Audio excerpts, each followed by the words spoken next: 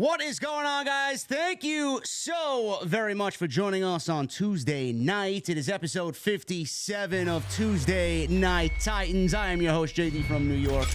As always, joined by the one and the only, the Solid Monster here on Tuesday night. Thank you guys so very much for joining us wherever you may be. And before we get into anything tonight, I got a shout out.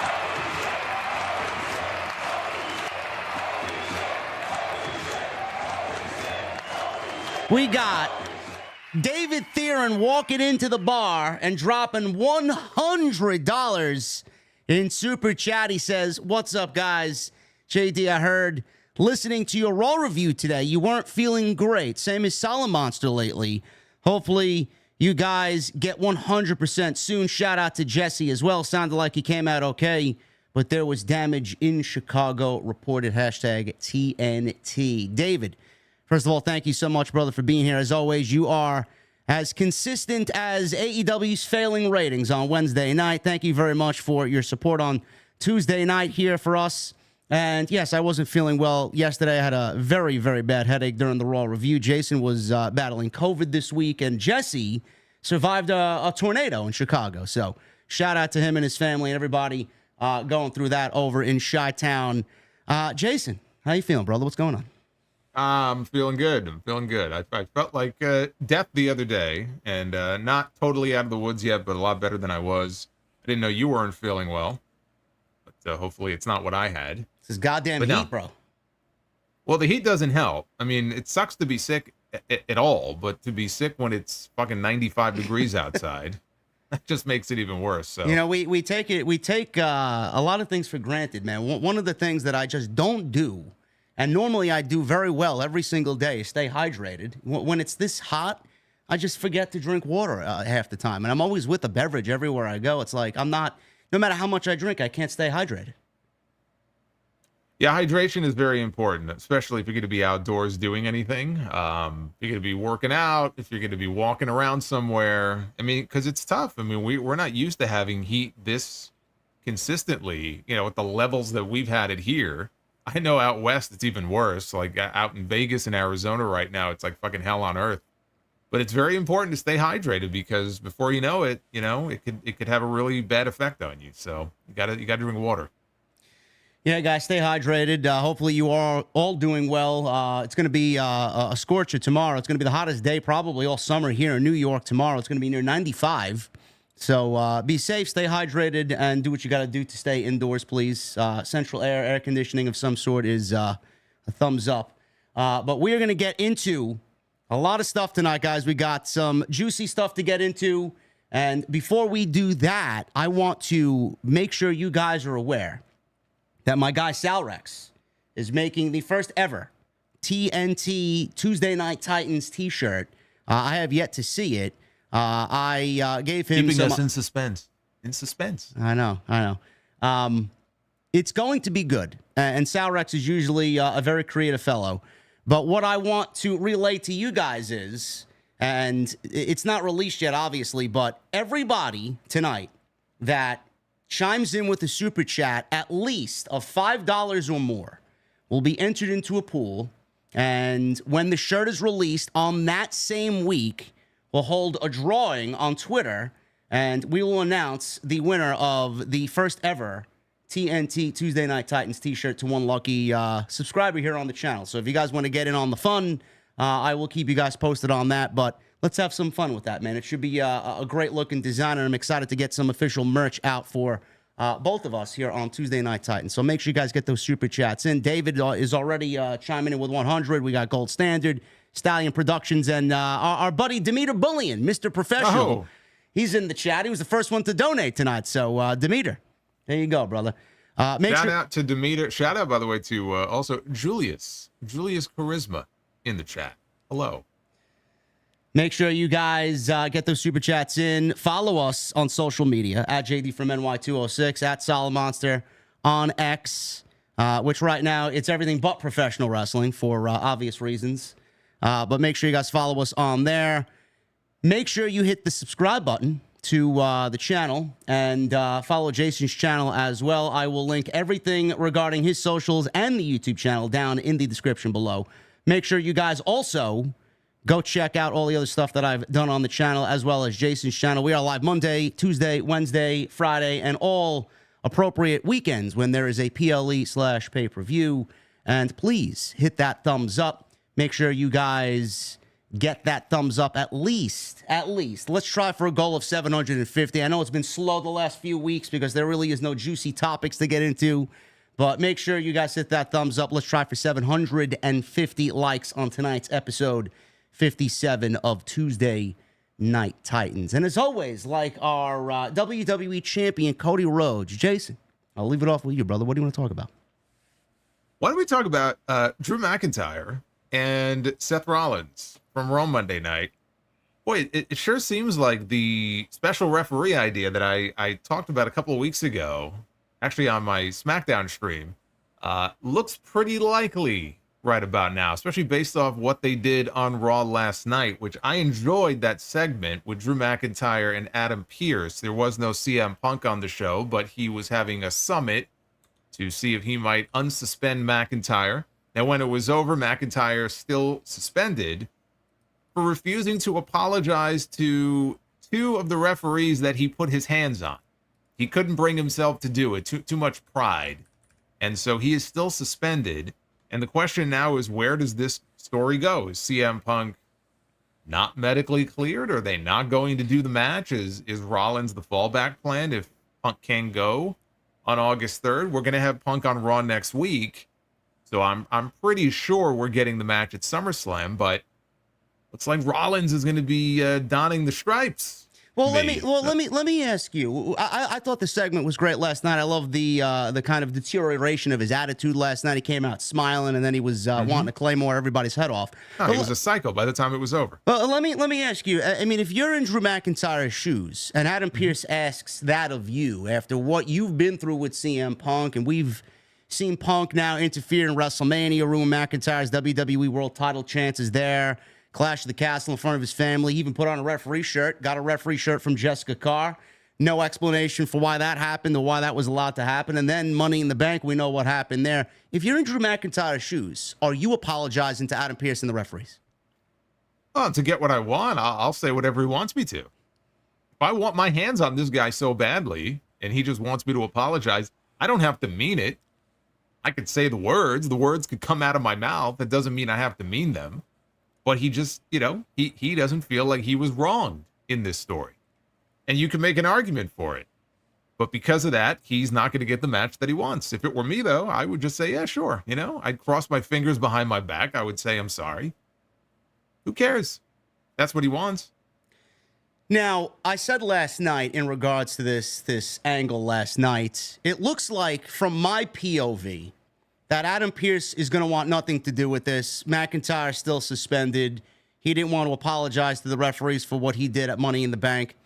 Do we now venture into this match kind of falling into the lap of Seth Rollins and Adam Pearce wants nothing to do with it? Will we now see Punk and McIntyre at SummerSlam become an unsanctioned match? Or are you possibly thinking that we're going down that road because he doesn't want anything to do with this after last night? I mean, it's possible, especially if McIntyre is still suspended. He can keep him suspended, but then have an unsanctioned match. But I think it's more likely, Punk's going to be on the show on Monday next week. He's going to lobby again for this man to be unsuspended. And I think that he will be, but with one concession to both men. Both of them have to agree to this, and it's something that neither man is going to like. That being the fact that Seth Rollins is going to be the special referee, because in his mind, if you're Adam Pearce, you have to send a message to these guys, especially McIntyre. You can't put your hands on an official and think that there's no consequences for it. So I'm going to put somebody in that role in this match who I know you're not going to put your hands on. And if you do, it's somebody who can handle himself. And that's how we get to Rollins as the special referee. Why Rollins would agree to do it? Maybe he's promised something by Adam Pearce. I don't know. He could always promise him something to sweeten the pot a little bit, but I think that's how we get to it. It doesn't have to be unsanctioned. It could be a regular match, but I think that's the idea behind it. That's why we saw the referees involved last night. And if we're not going to have a regular referee because, you can't put your hands on them and they're not wrestlers, then why do we put a wrestler in that spot? And it's someone who we know can defend himself, who also doesn't like either one of these men, and neither of these men like him. So is he going to call it down the middle? Is he going to show favor to one side or the other? He doesn't like McIntyre. He doesn't like Punk, right? It makes it interesting. It adds a whole interesting dynamic to it. There's another element to this too. I was wondering if Punk is cleared, this is going to be his first match since the Rumble. And you go back even before that. And again, he hasn't done a lot of wrestling really since he got fired by Tony Khan. I wonder if involving Rollins in this, if part of the idea is Punk may be a little rusty. He may not be all the way there yet. So we want to, introduce this third party to kind of maybe take some of the attention away from that. Because instead of it just being on how great of a match they have, with Rollins in there, we know it's going to be more story driven. And maybe that's by design. Maybe they are doing it in a way to protect Punk. It's just another thought. I was going to ask, I really didn't think of that, but I had two questions for you. One, are you genuinely concerned with the history of Punk's injuries? How much faith do you have in him staying healthy? Because this, Punk has had some major programs in the last few years since coming back after an 8-year absence. I mean, we've seen him do things with Paige and Moxley and MJF, and this is probably going to be right up there. I mean, this is just classic old school storytelling from Punk and McIntyre. I think this is probably the best feud in WWE outside everything that's happening with the Bloodline. How hopeful are you that he remains healthy throughout this entire, I would say, rest of 2024? Are you feeling like he's going to stay healthy, or are you afraid he's going to get injured again and we're going to be right back to square one with him? I'm afraid he's going to get injured again. I mean, look at the last 2 or 3 years of his career. I mean, it's been one serious injury after another. Now, the stage dive was stupid, and that was a fluky thing, but I mean, he shattered his foot, so that was one major injury, and then he tears the tricep in his arm. I forget which one the first time. Now he tears the other one. That's back to back to back major injuries, and again, he's a lot older than he used to be, and he's not wrestling a full-time schedule. I've heard wrestlers say that that's exactly like the wrong thing. Like, you want to be working on a semi-regular basis so your body is used to it. That could be part of the problem, is that he's not wrestling a lot. He's not working a lot of matches, but he's not working a lot of matches because he gets hurt.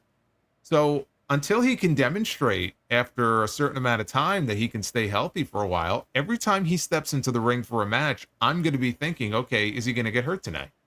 Because he's had a horrendous run of injuries over the last few years. That's just how I'm going to look at every CM Punk match going forward until we get through 6 months where he's healthy and he's okay. Otherwise, I mean, why wouldn't you worry about his health? People say, oh, Fragile Phil, he's made of glass. Well, he kind of is. Until he can demonstrate that he can actually stay healthy for, I think, a certain amount of time, everybody should be concerned that he might get hurt again, and then plans could be blown up all over again. And he looks great. He's on TV. We see him. Obviously he's in great shape. He looks fantastic. And the whole thing with this McIntyre feud is it's probably leading to a Hell in a Cell, which scares the fucking shit out of me. You're gonna put this guy inside a Hell in a Cell potentially. That's the rumor.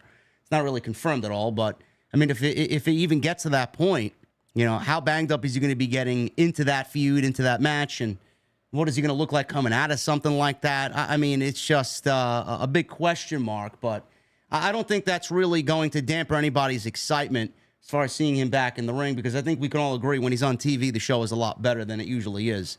Second question for you, Jason, is this the right role for Rollins? I mean, are you kind of disappointed he's not going to be in a wrestling role, or are you okay with him being in this type of, special guest referee role and playing, I don't want to say the third wheel, but an outside character looking in on the grand scheme of Punk and McIntyre's feud? No, I'm fine with it. Honestly, I wasn't expecting him to be back now anyway. I thought he was going to be out. He was going to miss SummerSlam. He was going to be back maybe the end of the year. So I kind of look at this as like bonus time for him that I wasn't expecting him to have. There also just wasn't enough time to really set him up in a major feud. Everybody else is accounted for on the show. All the major names are accounted for. What else would you have him doing?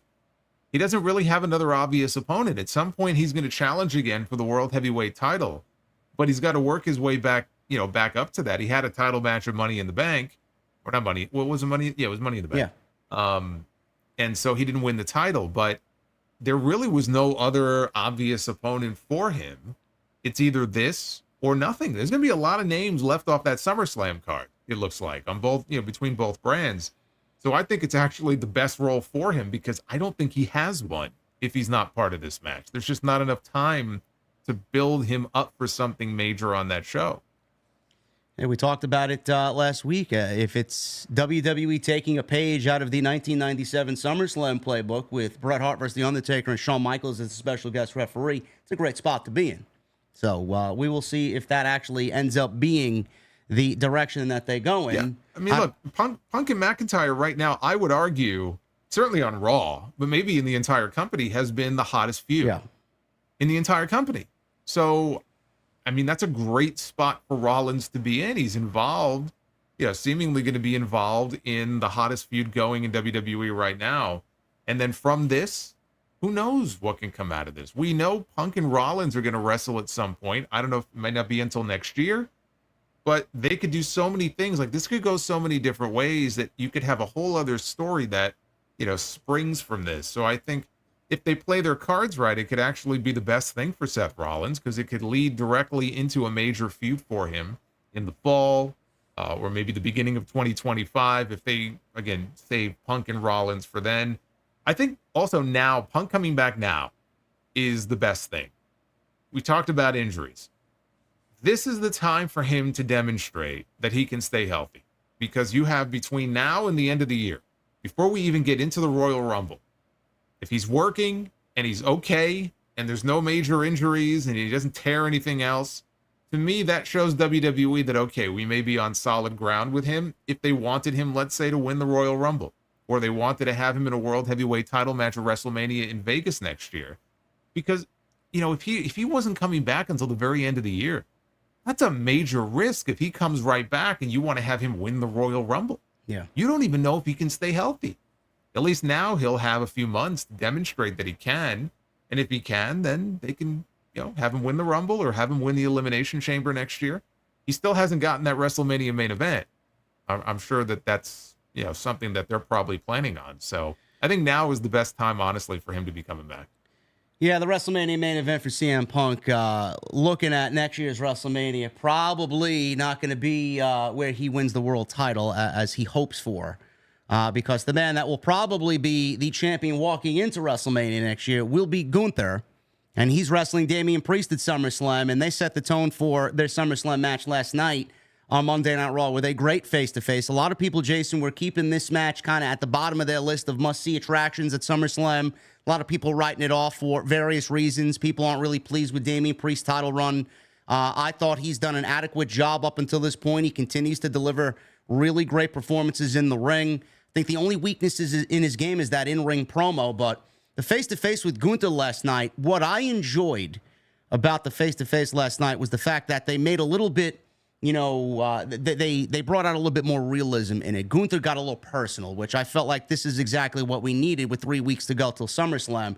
And I love the fact that Gunther is portraying himself as he's the top of the top. He is deserving of everything. His upbringing is better than everybody. He's better than everybody in the ring. He's better than all the people in the crowd.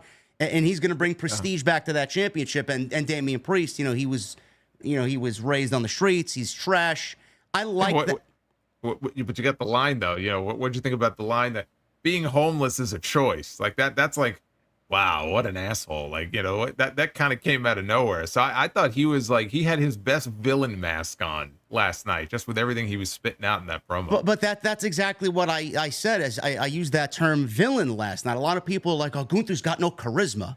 Gunther's got no personality. I'm like, well, you're not watching close enough, because he's got his own charisma and he's got his own personality that he brings to the table here. And that's exactly what he is. He's the foreign villain.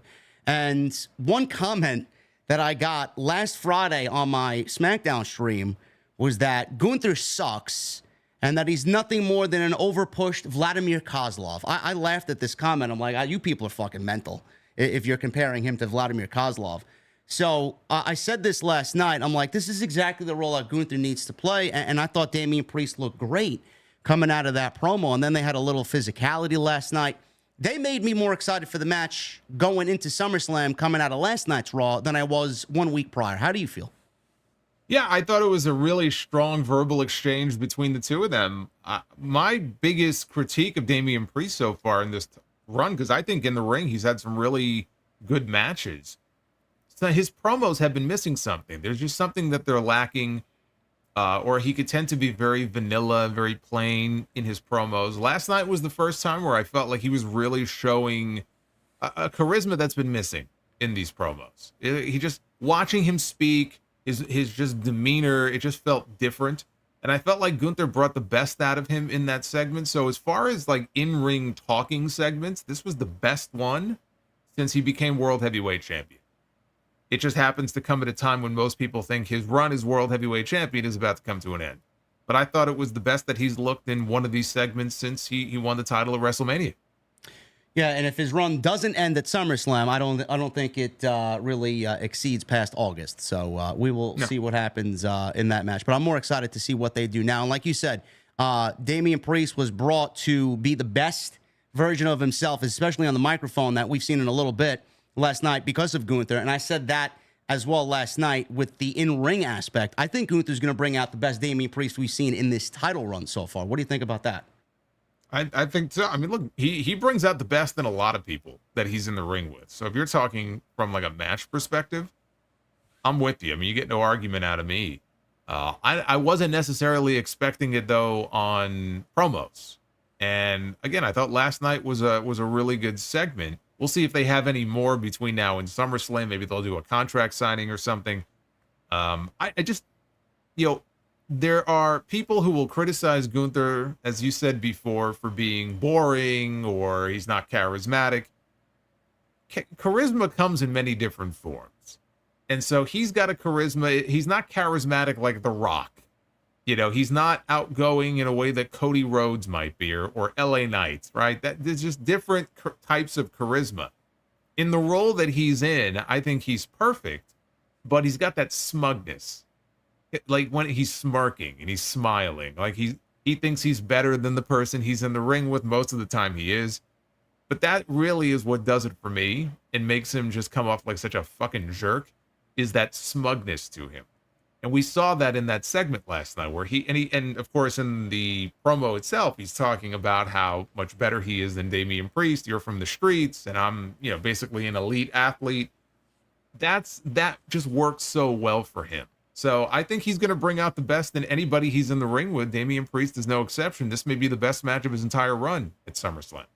We talked about last week how we would go about booking John Cena and his retirement tour in 2025, and we ran down the gambit of opponents, and Gunther was definitely one of them, and we were coming up with ways and situations on where that match between Cena and Gunther, because I do think that will eventually happen, where the best place for that is to take place. And we were talking about, I heard your clip, and I'm totally in agreement with you. And you kind of alluded to it last week, but you went into detail a little bit more on your show on Sunday. But SummerSlam is probably the best destination for that, because the way you laid it out, you said that John Cena not winning a match, what was it, 7-8 years? That's the story you got to tell first, right? And I think Randy, we talked about this last week. I think Randy Orton and John Cena at WrestleMania is probably the best place, in my opinion, for that to happen, being that they haven't had a one-on-one match at WrestleMania. Have them start winning that and then build to 17. I think having that match with Gunther at SummerSlam, man, for the World Championship in 2025 would be the absolute top of the top for John Cena. And I feel like with what we got last night coming out of Gunther's mouth and the way he was kind of portraying himself, I honestly feel like we're setting ourselves up for that to happen, because that was just, I just feel like this is going to be a little bit more of an elaborate character that Gunther's going to play, man. I think he's going to really accentuate what he said to Damian Priest last night. I really do think that's going to be building to John Cena. It should be, because I think it's a great story. And my whole rationale behind, not shying away from the fact that he has not won a singles match. Next year, it'll be 7 years since he's won a singles match. I just don't think you ignore it. I mean, some people disagreed with me and said, no, why would you build, part of his retirement year around the fact that he's a loser? Because that was the story they were telling the last time we saw him, right? You can't just turn around and ignore it. That was the whole basis, him going into the match with Solo Sikoa when Solo beat him. So I think you wrap that story up in the first part of the year. That gets you to WrestleMania. He finally wins. You now have months where he can continue to wrestle a whole bunch of different people. He could have people from his past that come back. He could have younger guys on the roster, and he can rack up a bunch of wins. And then you tell that story with Gunther going into a big stadium show at SummerSlam, right? You do it from Gillette Stadium, and you have John Cena and Gunther for the World Heavyweight title. He could win the title or he could fall short. To me, it doesn't really matter. But you tell the story of number 17 in the latter part of the year, heading into SummerSlam. So you could tell both those stories. But that match with Gunther, if he wins the title and he's kept strong for the majority of 2025, like what a final boss he would be, for John Cena to have to overcome if he wants to win number 17. I think it's great. I think it's a great story. I hope they tell it. I love it. And you guys are going to start to see Gunther accentuate that a little bit more. And when that happens, I don't know how anybody could look away from that. I think that's going to be awesome if they do tell that. The other thing that's happened actually a lot happened on Monday Night Raw. I'll start with this here coming out of the Drew and Gunther situations. Bron Breakker. Now, he lost to Sami Zayn at Money in the Bank clean. A lot of people were like, oh, he's buried. I don't know how they're going to, get him out of Money in the Bank. I'm like, whatever, man. He's not buried. Came out the following Monday, he speared the shit out of Sami Zayn, so he ain't going nowhere. He attacked both Dragunov and Sami Zayn in the main event when Sami Zayn put the title on the line, the IC title that is against Dragunov. Wish they went a little bit longer, but I doubt it's going to be the last time those two guys are in the ring, but Breakker did get kicked out of the building earlier in the show by Adam Pearce. He came back and attacked both guys in the main event. And we talked about this last week as well, Jason. Potentially, we could be looking at a triple threat match here between Breakker, Dragunov, and Sami Zayn. Do you feel now that is absolutely, after last night's ending, the way that they're going to going into SummerSlam? Oh, absolutely. And I think they should. I mean, Ilya Dragunov had a title shot last night. It got interrupted. I think he's deserving of a rematch. Why wouldn't he get another shot at the Intercontinental title? If for some reason they didn't want to beat Sami Zayn, they could always have Breakker pin Dragunov, which I'm sure would piss off all the Ilya Dragunov fans who hate the fact that he keeps losing or falling short. But he'll be fine. But yeah, I mean, how could this not be a triple threat match after what they did last night? And it would be, I think, a much better match too. Those dogs barking in the arena are getting louder and louder every single week for Mr. Breakker. So he is your next Intercontinental Champion, absolutely. Whether it happens at SummerSlam or Bash in Berlin, again, coming out of August, he's going to be your new champion. Dominic Mysterio. We'll talk about Dominic and Rhea Ripley. This poor schmuck struck out 4 times before Rhea Ripley actually looked like she was about to embrace him once again. At the end of the show, she did embrace him with the Dom Dom nickname and handed the rose back to him, and he smiled, and that was the last look that we saw of Dominic Mysterio after Rhea Ripley saw exactly what Liv Morgan's all about. Because in that main event, Jey Uso did one of them basement dropkick gimmicks through the ropes, and Dominic landed on top of Liv Morgan. Liv Morgan turned that over, and she sat on top of him, lucky him. And then we got Rhea Ripley coming out and chased Liv Morgan out of the building. And Dominic Mysterio ended up going on to lose to Jey Uso. But, man, he had a rough night last night. How do you see this now? I was very confused about where we go from this. And I know we talked about this also last week, where we talked about Rhea Ripley and Liv Morgan for the World Championship at SummerSlam. I think we both are in agreement that Liv Morgan walks out winning at SummerSlam because it would make no sense to end the story. I mean, if Rhea Ripley wins the championship, that's half of the story now already finished there. You don't want to do that. Liv Morgan winning the match and retaining the championship is probably the way to go, but how do we go about that? Do we see Dominic Mysterio eventually turn on Rhea Ripley and align himself with Liv Morgan here? How are you feeling coming out of Monday Night Raw? I don't feel like there's a turn coming. I don't think they're going to split Rhea and Dom anytime soon. I think he'll obviously be involved in the match in some way, even if he just comes out later in the match. And I think he's going to, accidentally end up costing Rhea the match. I think that he'll think he's doing the right thing. Liv will manipulate him in some way. He will factor into that finish in a way that costs Rhea Ripley, and he can play it off like, oh, I didn't mean to do that. And then Liv gets the win. I think that's what we're headed towards. Because you can get at least one, if not 2 more matches out of this. It would be such a waste to blow it off at SummerSlam. We got, how many segments? I counted this shit out last night. 7 segments on this show involving Dominic and/or Rhea Ripley and/or Liv Morgan. 7. So what's going to happen when they blow this thing off, or they break up the Judgment Day eventually? I feel like every other segment on the show, we're in their clubhouse. I feel like I'm a member of the Judgment Day at this point. What the hell is Triple H going to do when this is eventually all over and there is no more storyline with these people? There is no more Judgment Day. I wonder what Raw honestly is going to look like at that point. But it's working. It's a story that's working. That's why we see them all over the show every single week. People are eating this shit up. There's no way that they're blowing this off at SummerSlam. There's a lot of people who think we're going to get 2 Hell in a Cell matches at Bad Blood, and that's going to be the other one. You know, if you're going to have one for the men, you're going to have one for the women, and it will be Rhea and Liv with Dom involved in some way. I could see that.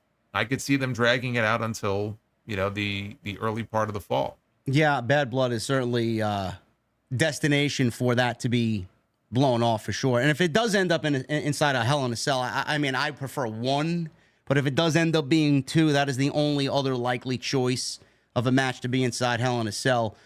7 segments. I know Michael Cole said last night, I think he referenced Rhea Ripley's return last week, did over 5 million views across their social media. I would not be surprised if that's the actual number, if it's more. But the reaction she got coming out last night, bro, she is as big of a baby face as anybody anticipated her being. It's great to see. And I mentioned last night with her being back, I know, me being a Braves fan, you being a Mets fan, this is like, me getting Ronald Acuna back after a fucking year-long injury. This is like you losing Pete Alonso and then him coming back to the lineup. Getting Rhea Ripley back is basically WWE getting their all-star back in the lineup for the second half of the year. And that's a great thing. I love it. Yeah, for their women's division, she's the biggest star they have. Yeah. I mean, bar none on either brand. So getting her back now is huge. Eventually, they'll get back, Becky Lynch will be back eventually. But there's no bigger name right now in that women's division than Rhea Ripley. I mean, she's the one. And she was always going to come back as a babyface. I mean, how could she not? Yeah. She's still part of the heel faction, but she's a babyface. Now, however they have her listed internally, I think they have her listed as a babyface. You're not going to get people to boo her at this point. You could see that her and Damian Priest, their futures are as babyfaces. And Damian Priest did show a little bit of that against Gunther as well. He had those babyface mannerisms, and he was playing up to the crowd in a babyface manner. So, again, 7 segments. It's easily outside McIntyre and Punk, the biggest storyline on Monday Night Raw. I would say probably it is the biggest storyline right now, with Punk and McIntyre kind of shifting roles. One's on TV one week, the other's not, back and forth. So Rhea Ripley, Liv Morgan, and Dominic have been consistent as far as the story goes every single week. Chad Gable, we finally got our new Alpha Academy last night with the Creeds finally aligning with Chad Gable. Chad Gable was looking for his old friends, and they were more interested in helping Xavier Woods battle the Final Testament and Karrion Kross than helping poor Chad Gable with Uncle Howdy and the Wyatt Six. So, Jason, he took it upon himself finally and pulled the trigger. Julius and Brutus are now, for all intents and purposes, the new Alpha Academy, and he outsmarted Bo Dallas last night. And I thought this was a great segment because I love the humanization of Bo Dallas. I'm glad we didn't get Uncle Howdy in some sense. We did get Bo Dallas 1 week prior in Adam Pearce's office. I love the fact that we are getting, the characters on screen for the VHS tapes, and then we're seeing some, human side to them when they need to play things out that happen in the ring.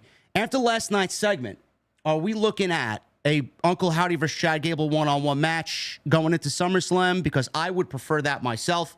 Or are we looking at some mixture of the Wyatt Six in a 6-man tag against this new Alpha Academy? How do you feel it's going into SummerSlam? I think it's going to be a singles match. The only question is it Bo Dallas or is it Uncle Howdy? And I'm not sure which one they're going to go with. They can go. One thing I talked about last night was, Bo Dallas, he got his ass kicked last night. So maybe they go away, with this character where Bo, not that he's going to get his ass kicked constantly, but like, he's more human and he's vulnerable. But when he puts the Uncle Howdy mask on, if he wrestles, let's say, as Uncle Howdy, he could be this unstoppable force. And maybe he works in a more aggressive way, or with more urgency. I don't know. Like the Demon Balor. No, actually, no. That was my biggest issue with the Demon, is that he did not work any differently than Finn Balor. So I used to look at the Demon and go, what's the big fucking deal? It's just it's Finn Balor with paint on his body. Like he's smoke and fucking lighting effects on the entrance. Oh, yeah, okay. When the bell rang, there was nothing different about it. I used to scream about this. I used to be like, look, just change it up a little bit. Like, come up with some different moves or just be more aggressive in some way. That was my biggest gripe, is that there wasn't anything unique about that. So I think if they do that here, that's something they need to do. Like, there has to be something different in the ring between Bo Dallas and Uncle Howdy. So it'll be interesting to see, because again, Triple H has kept these PLEs very tight, and I would hope for a show like SummerSlam, which is their second biggest show of the year, or third if you're a Royal Rumble fan, I guess. There's got to be more than 5 matches, but I don't think he's going to overload the card. So is the match even going to happen at SummerSlam?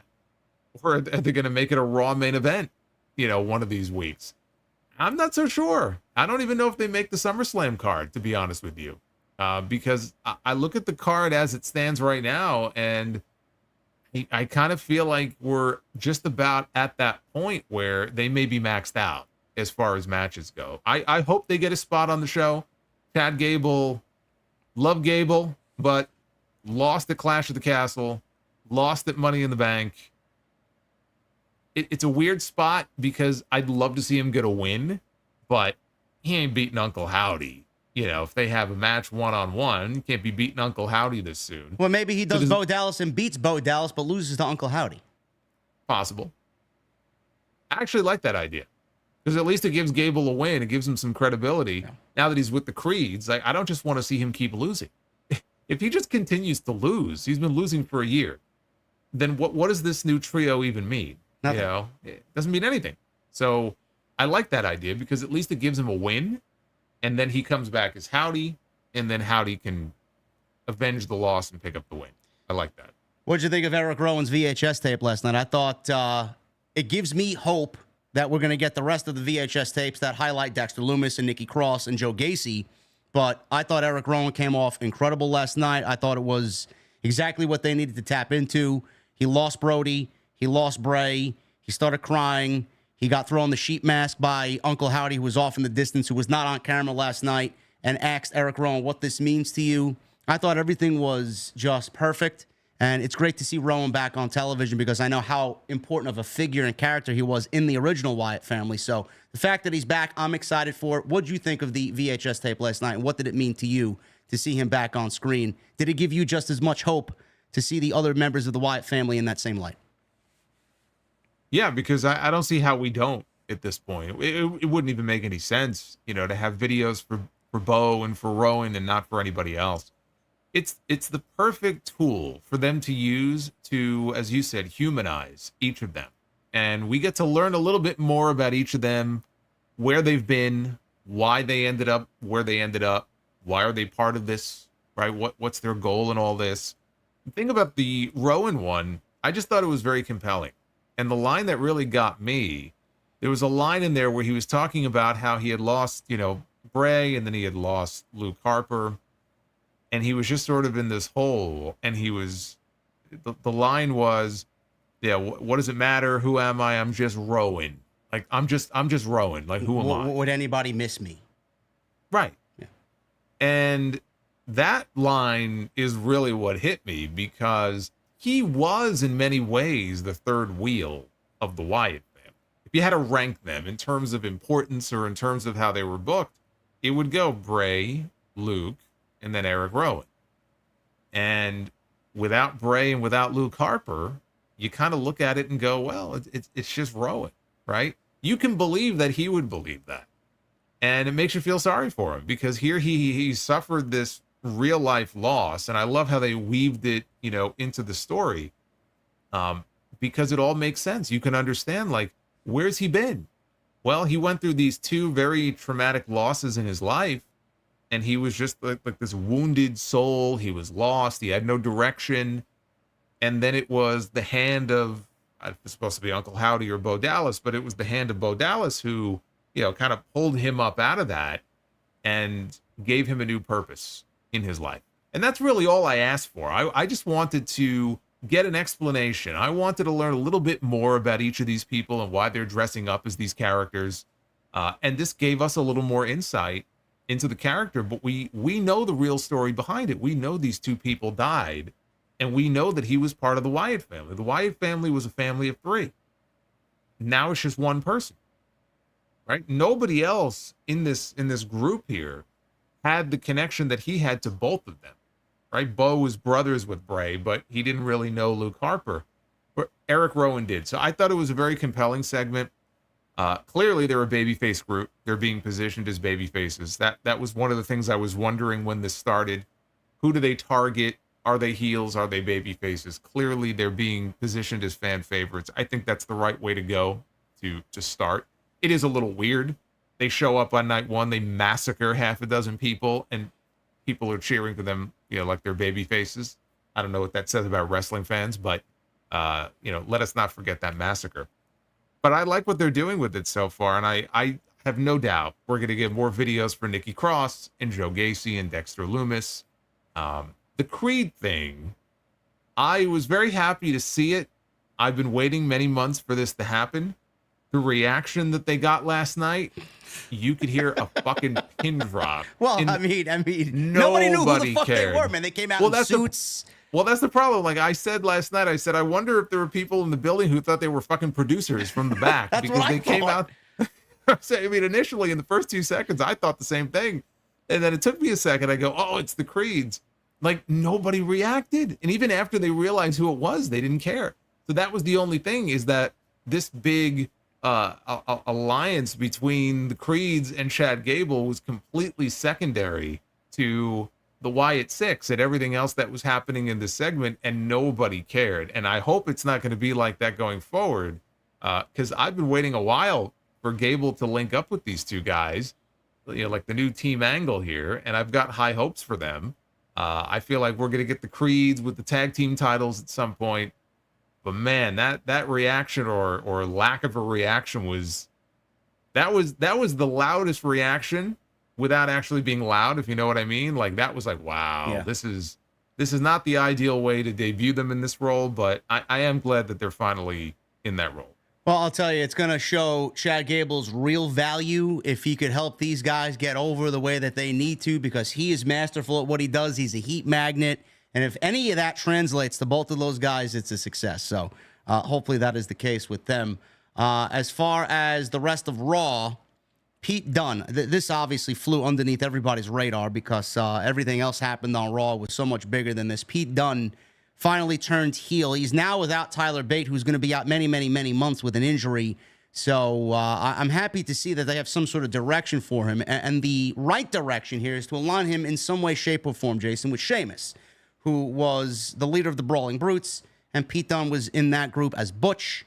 I thought that maybe he was going to, give Sheamus a hard time because he was kind of wrestling under that moniker of Butch, and he wasn't really his own man, and he was held down by Sheamus. I thought that was where the story was going.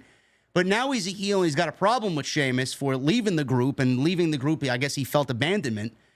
Where do you see this going, and how do you feel about Pete Dunne getting a shot at a singles run here on Monday Night Raw? I actually quite enjoy it, and, I think it's a natural progression for Sheamus. If he's not doing anything IC title-related right now, I think this is probably the best thing for him.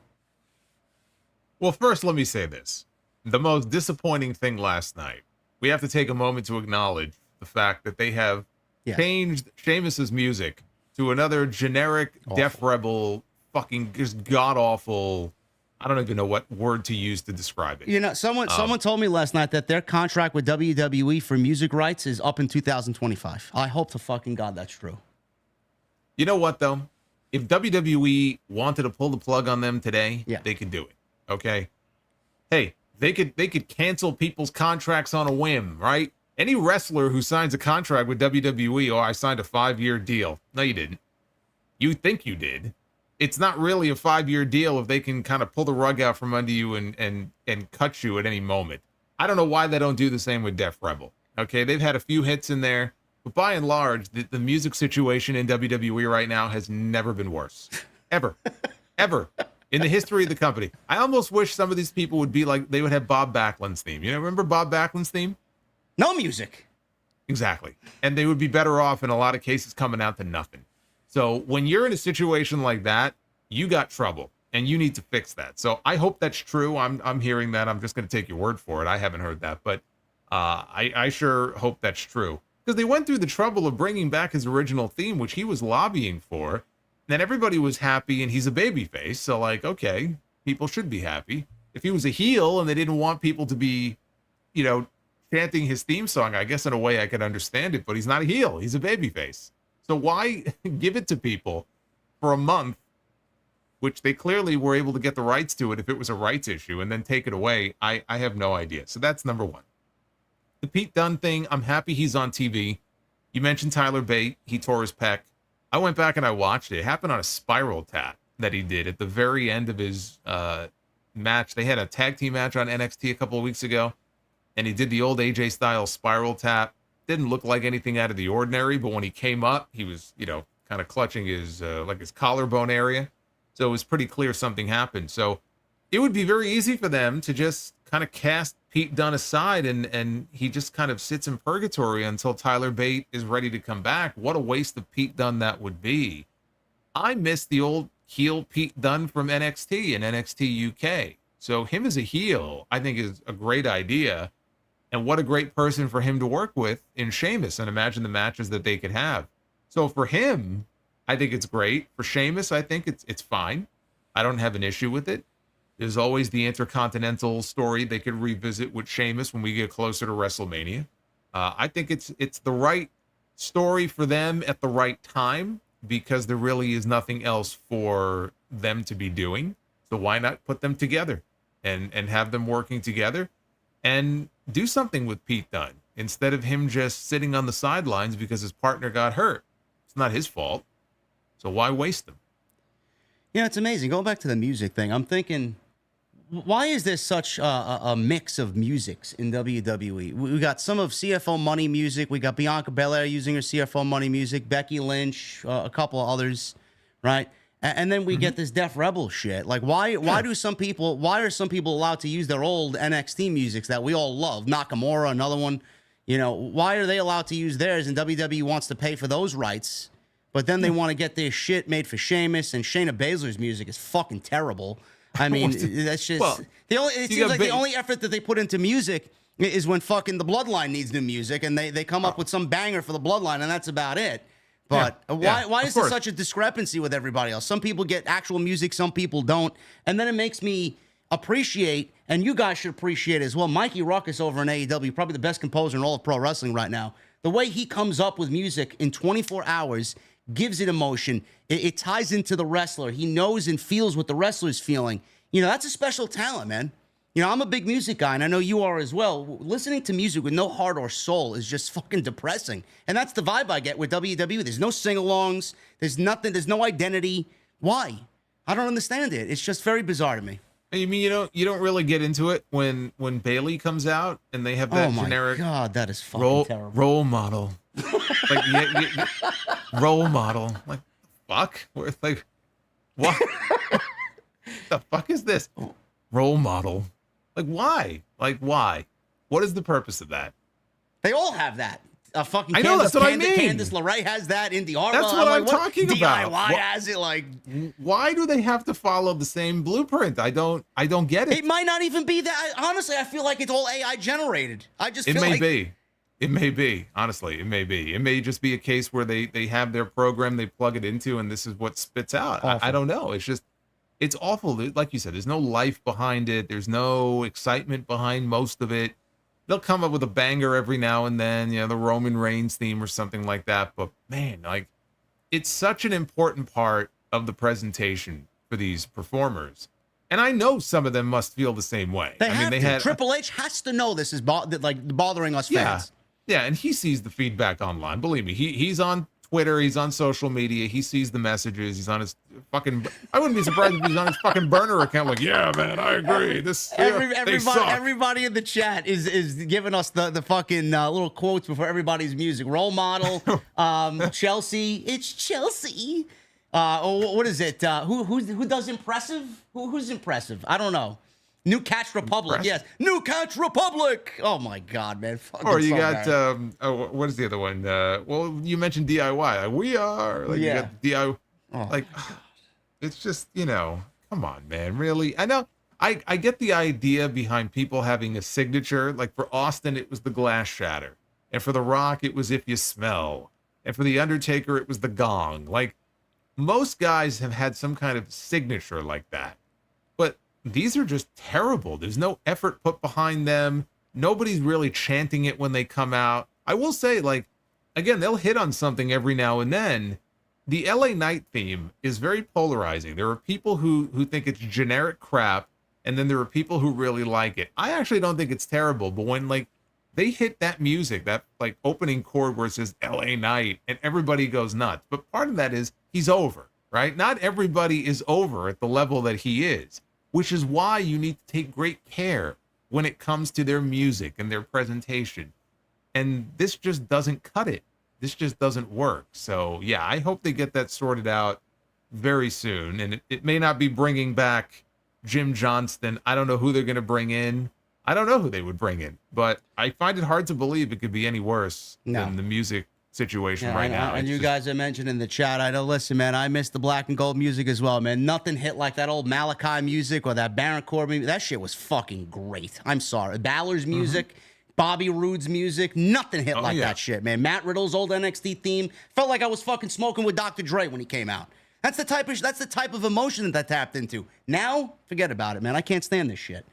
Yeah, Malachi also, I want to say it was Code Orange, right? Yes. Which is the same band that did the Bray Wyatt music. So maybe it's just a case where you don't just have one composer or one group do everybody's music. You know what? Maybe you can have different groups. If one wrestler says, hey, I'd love for this group to do my music, you know, I get that there may be, you know, legalese that has to be worked through as far as rights and things of that nature. But if they feel like this group and their type of music would best fit my personality, then maybe that's what we need. You know, we need some of the wrestlers to take the initiative and say, hey, you know, can they do my music, or can we work with this, you know, artist or this group? That's what I would like to see. Like, I'm not expecting WWE to be like Tony Khan and, you know, spend $100,000 to license real music for everybody. Although I do think it would be nice if they did that every now and then for like a big event. I mean, God knows they have the money for it. But yeah, you just gotta revamp the entire system. It just doesn't work, and it needs to better fit their personality and reflect their personalities. Yeah, I mean, not everybody's gonna get that actual music treatment. Like Triple H will fucking license Metallica for himself, and then Edge will license Slayer for himself, but that's about it. It's like, come on, man. Yeah, no, of course. I mean, I know if you ever, you know, joined WWE as a wrestler, you'd have fucking Alter Bridge. I know that. Yeah, I mean, well, that'll be gimmick infringement because Adam Copeland owns that, so whatever. Well, no, but you're not going to use his music. I mean, Alter Bridge has more than one song, I'm sure. I know. Yeah, I would actually. That's great. I mean, that's great. What would you have as your theme? What would I have as my theme? Well, I have a theme song. I have a theme song in House of Glory. Hall & Oates. Is that Hall & Oates? No. Who is that? What is that? Foreigner. Tooth and Nail. Oh, okay. Yeah. All right. Yeah. If it were up to me, though, yeah, I probably would go Hall & Oates, actually. Even though they're broken up, you're still a fan? Yeah, of course. Okay. Yeah. It's the only way to listen to them now. I know. They're never going to perform again. I know. The dark day. Imagine if you found out that Alter Bridge was breaking up. If Miles Kennedy left Alter Bridge, man, forget about it. I'd be a heartbroken individual. You'd be in mourning for weeks. I know. Listen, you know who's in mourning? Cody Rhodes. He got absolutely destroyed on SmackDown on Friday night. And we will start, Jason, from the beginning of the main event segment, which was the end of the tag team title match between DIY and the team of Austin Theory and Grayson Waller, who failed to recapture the tag team championships. Jacob Fatu, literally like a locomotive, destroyed all four guys in that match at the end of the match. A lot of people were wondering why. We'll get into that in a little bit. But it led to Solo Sikoa coming out, and then obviously Cody comes out. The match is basically made, all but confirmed. Cody laid down the challenge. He said, you want it? You got it. Let's get it official. Cody versus Solo for the WWE Championship at SummerSlam. Before all of this happened, Randy Orton made a promise, sitting down to Cody Rhodes in the locker room, made a promise to help Cody Rhodes now and even after the Bloodline feud is over. But he did mention to Cody Rhodes that if you are the WWE champion, you're going to have every man in that locker room aiming for this title, especially him. The closing segment, Jason, on Friday night saw Cody Rhodes engage in battle 4-on-1 and Randy Orton forced to go out there and help Cody Rhodes. Who knows what Randy Orton was thinking at that time, but it eventually landed him through a table and he got destroyed by the Bloodline with Cody Rhodes hung up, crucified on the ropes, forced to watch all of this go down. And the match is made official for SummerSlam. What are you thinking coming out of Friday? Obviously, this is leading to Roman Reigns' return, but the bigger story here is Randy. Where do we see this going after SummerSlam? Because I think you and I both feel like Cody and Randy is an eventual match that will happen after this Bloodline feud is over for Cody. Do you feel like Cody and Randy is going to be, I know we talked about this last week, the last stop for Cody before we finish 2024 going into next year? And when do we get that eventual RKO? Do you sense that it's coming after SummerSlam? Do you get a sense that maybe they wait on it a little bit? How are you feeling about all this? I do. I feel like that it could be the feud for Cody that carries him for the rest of 2024. I just don't know that it's going to be the WrestleMania match, because it could absolutely be a WrestleMania match for him. But now we have John Cena on this retirement tour, and maybe they end up doing Cena and Randy Orton at WrestleMania instead of saving him for his final match. So that kind of throws things into question for Mania. So I think that I don't think we're going to see Randy Orton again until after SummerSlam. I think that what they did was they set things up for a Kevin Owens return, and I don't know what his family situation is. I mean, hopefully things are okay on his end with his mom, and he can be back on TV shortly, because it felt to me like they were setting up for an Owens return to avenge his friend, and then we have a Jacob Fatu Kevin Owens match before we get Randy Orton and Jacob Fatu. And I think Kevin Owens and Jacob Fatu would be a fucking amazing match. So that's another one where, how full is the SummerSlam card? Would they do it at SummerSlam? Is that a SmackDown match? I don't know. It should be a SummerSlam match. And then Orton will come back after the fact. I don't know when we get the RKO. I don't know if it's that first appearance back, which could be the first SmackDown after SummerSlam. Because the way I read it is, that segment in the back, I mean, it existed for a reason. That whole little sit-down pep talk that Orton gave him, that was there for a very specific reason. And it was there to illustrate the fact that, look, I got your back. No matter what. I know you don't want me out there, but I will always have your back.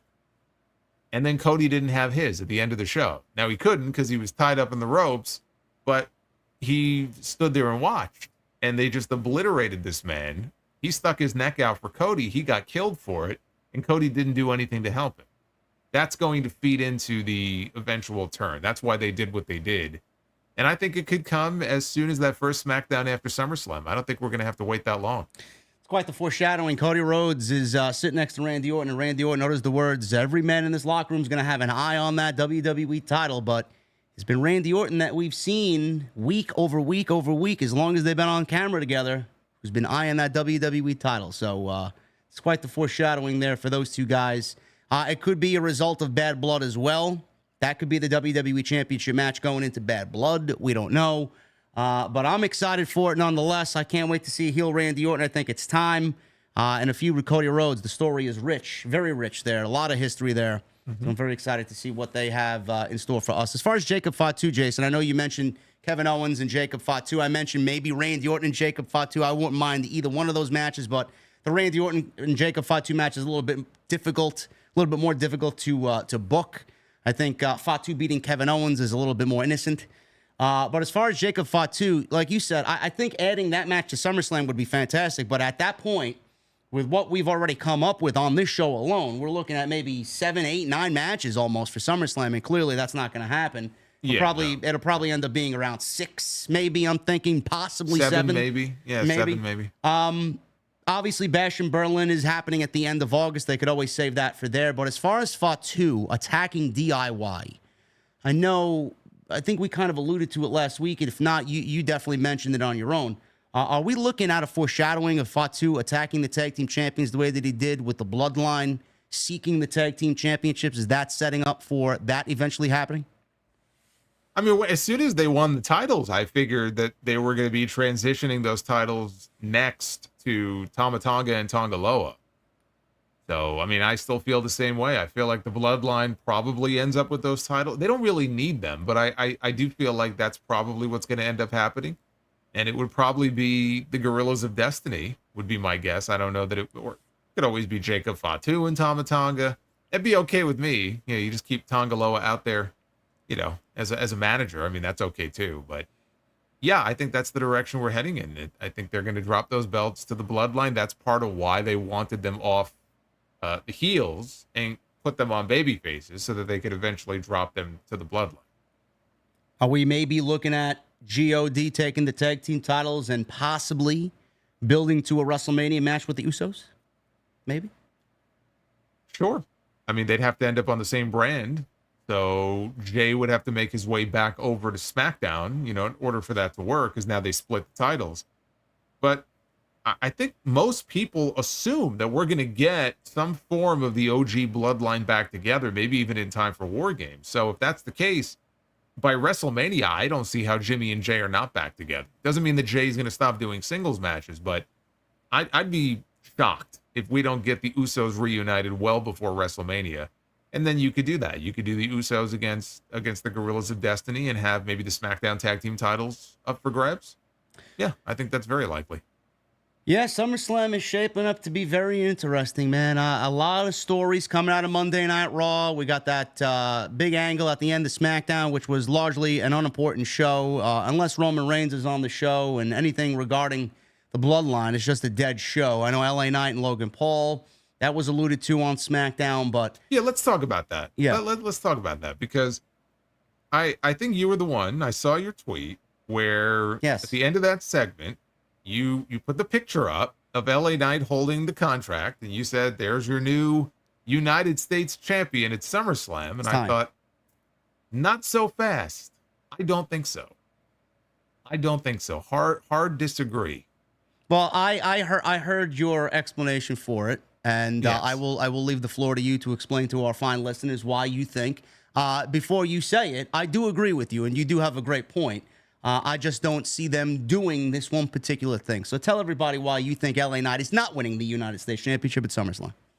Well, I don't think he is, and I wish he would. I would love it, and I think he's going to ultimately end up with it. But, the minute that they had him pin Logan Paul in that triple threat qualifier for Money in the Bank, because that surprised me. I was not expecting that. And I thought to myself, well, he just beat Logan Paul.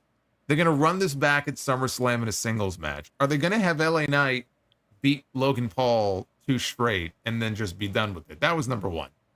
But then I thought about it. I said, Logan Paul has only defended the U.S. title twice. He's been champion since November. Okay, so somehow he's topped Roman Reigns in terms of, defending the title only so many times over an extended period of time. So hell of a champion he's been. As if we need any more reason for him to lose the championship. Oh yeah. Let's just keep it on him another 6 months while we're at it. So he is overdue to drop this belt, but he lost to Cody Rhodes, and he lost to LA Knight in the qualifier for Money in the Bank. Do you honestly believe that they're going to go into SummerSlam and they're in his hometown or his home state, or whatever that's worth? Do you really think they're going to beat Logan Paul 3 straight times? Because I don't. I think that they're going to beat LA Knight with the idea that, well, we don't have to take the title off of him just yet. We can keep this going for at least another 1 or 2 matches. And I think that's what they're going to do. So he will eventually win the U.S. title, but the idea of him winning it at SummerSlam, I just can't see them ending it there. I can't see them, doing the title change on that show. What are we, 2 weeks away now? 3 weeks away? Yep. Logan Paul's going to be back on TV this week. We'll see if he accepts the challenge. Maybe they do stuff on TV in the next few weeks to change my mind, but the way things stand right now, it doesn't feel to me like they're going to want to beat him again. They're going to want him to go over. He'll cheat. He'll use the knucks. He'll find a way. Maybe his friend, what's his friend over there that was dressed up in the Prime bottle costume? What's his name? Fucking I KSI? forgot his name. It was KSI, but it was somebody else at WrestleMania this year. No, yes. Our good friend, I Show Speed. So, yeah, maybe we get one of them involved and, they help him win. That's how I see things playing out. So pump the brakes on LA Knight walking out with a U.S. title at SummerSlam. Well, listen, it's either SummerSlam or it's either Berlin. I think the best case would be for him to win the championship in the United States, in Cleveland at SummerSlam, instead of going to bash in Berlin. The second thing, now, I don't know if anybody is really taking this as serious or if this is a logical way of thinking, but Logan Paul's wife is pregnant. He could drop the championship and want to be home with her during her pregnancy. Is that a possibility? And we do get a new champion. What does that matter? He's been the champion since November. He doesn't defend it. I'm just bringing up ideas, man. I don't fucking know. What does it matter? It doesn't matter. He doesn't defend it anyway. His wife, she could go 9 straight months in labor before she even pops that kid out. He could have the title the entire time. He could be home doing Lamaze classes with her for half that time. It wouldn't matter because he's not around. So, no, I don't think that's going to make a difference one way or the other. And what does she do? Did you mention when she's due? The exact month? I don't know when she's due. No, I don't know. Okay, so I don't even know when she's due. She's not year, due until... it's this year, I know. Okay, so it's this year. Let's say she's due in October or November. Then, again, that has no impact on this whatsoever.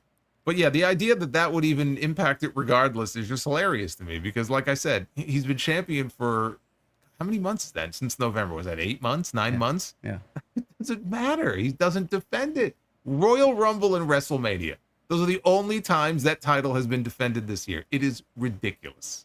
Listen, LA, the yeah movement. I'm trying to stick up for you guys, man. I don't know what to say. Jason thinks he's losing, and he's going to retain the championship at Logan Paul. That is at SummerSlam. So we'll see. Not going to beat him. They're not going to beat him 3 straight times. I don't believe. I don't know. We'll see.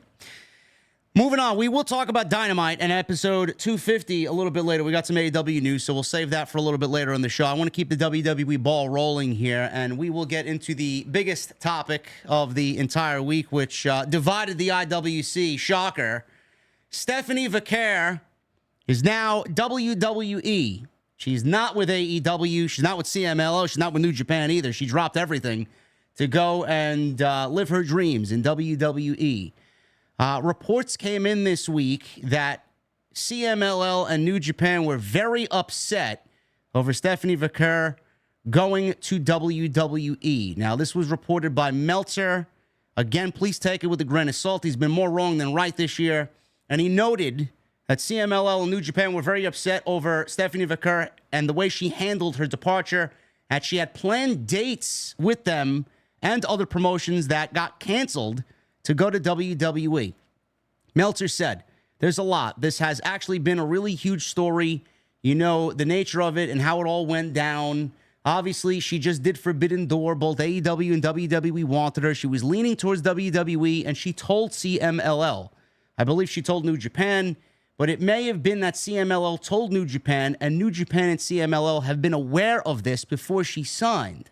He goes on to say the feeling was that they expected that of her and basically told her, look, if they want you, WWE, you know, please, if you haven't signed yet, you know, I want you to go out the right way. On Monday, when she signed, she told them that Tuesday, which was July 9th in Guadalajara, which was her last night, she wouldn't be coming to Arena Mexico on that Friday. She wouldn't do any of the dates. The idea was to come into San Jose, drop the title, and she didn't do that. In her last night, she beat Tessa Blanchard.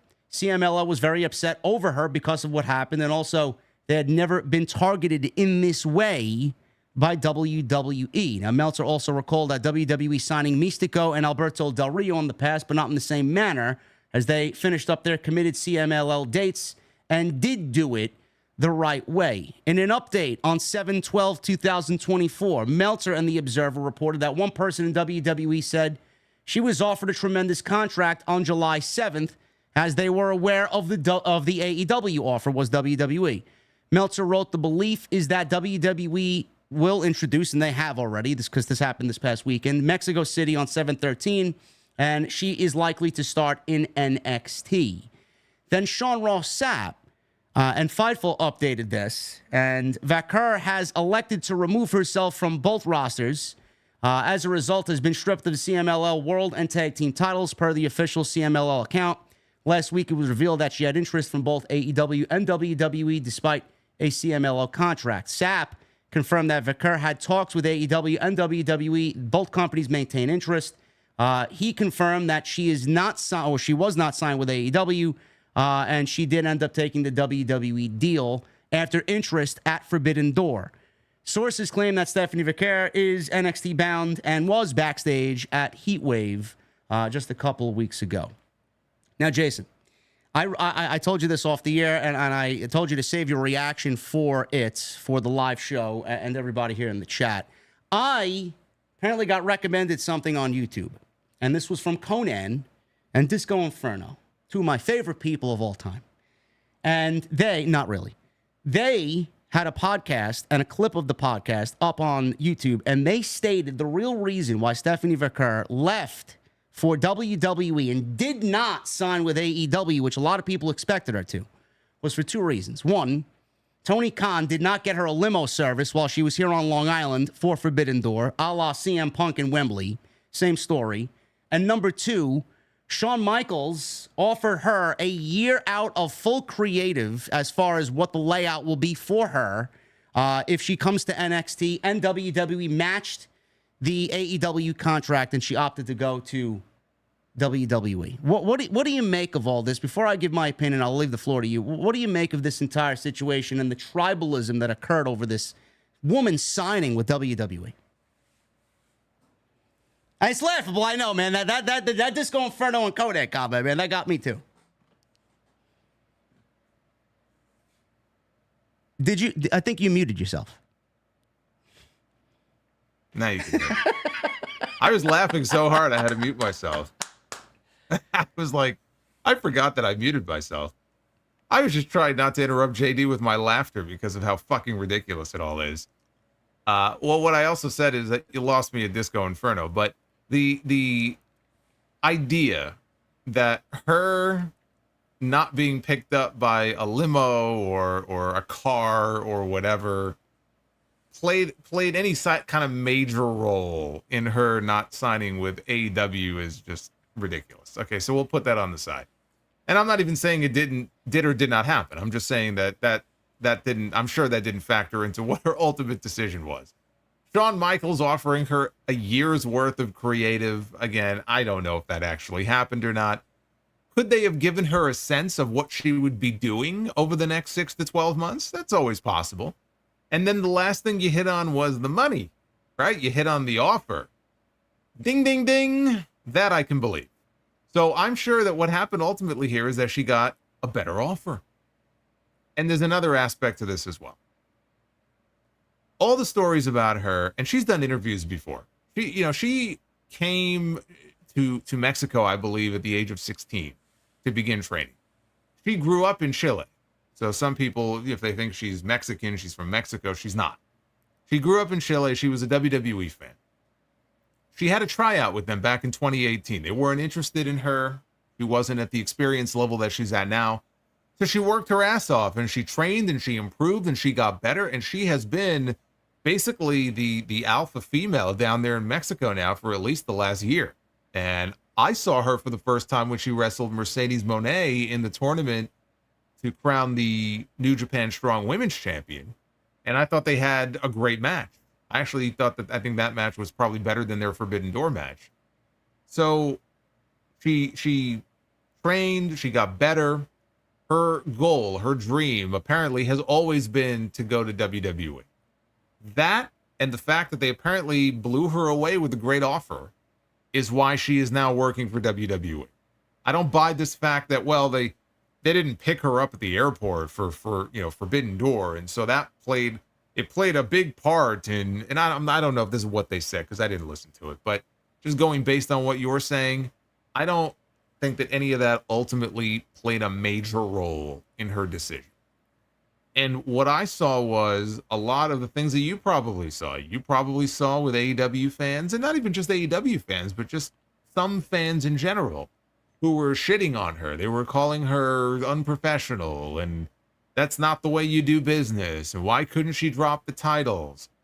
I didn't say anything right away because I wasn't sure how this was going to play out. I knew the WWE had some dates in Mexico coming up.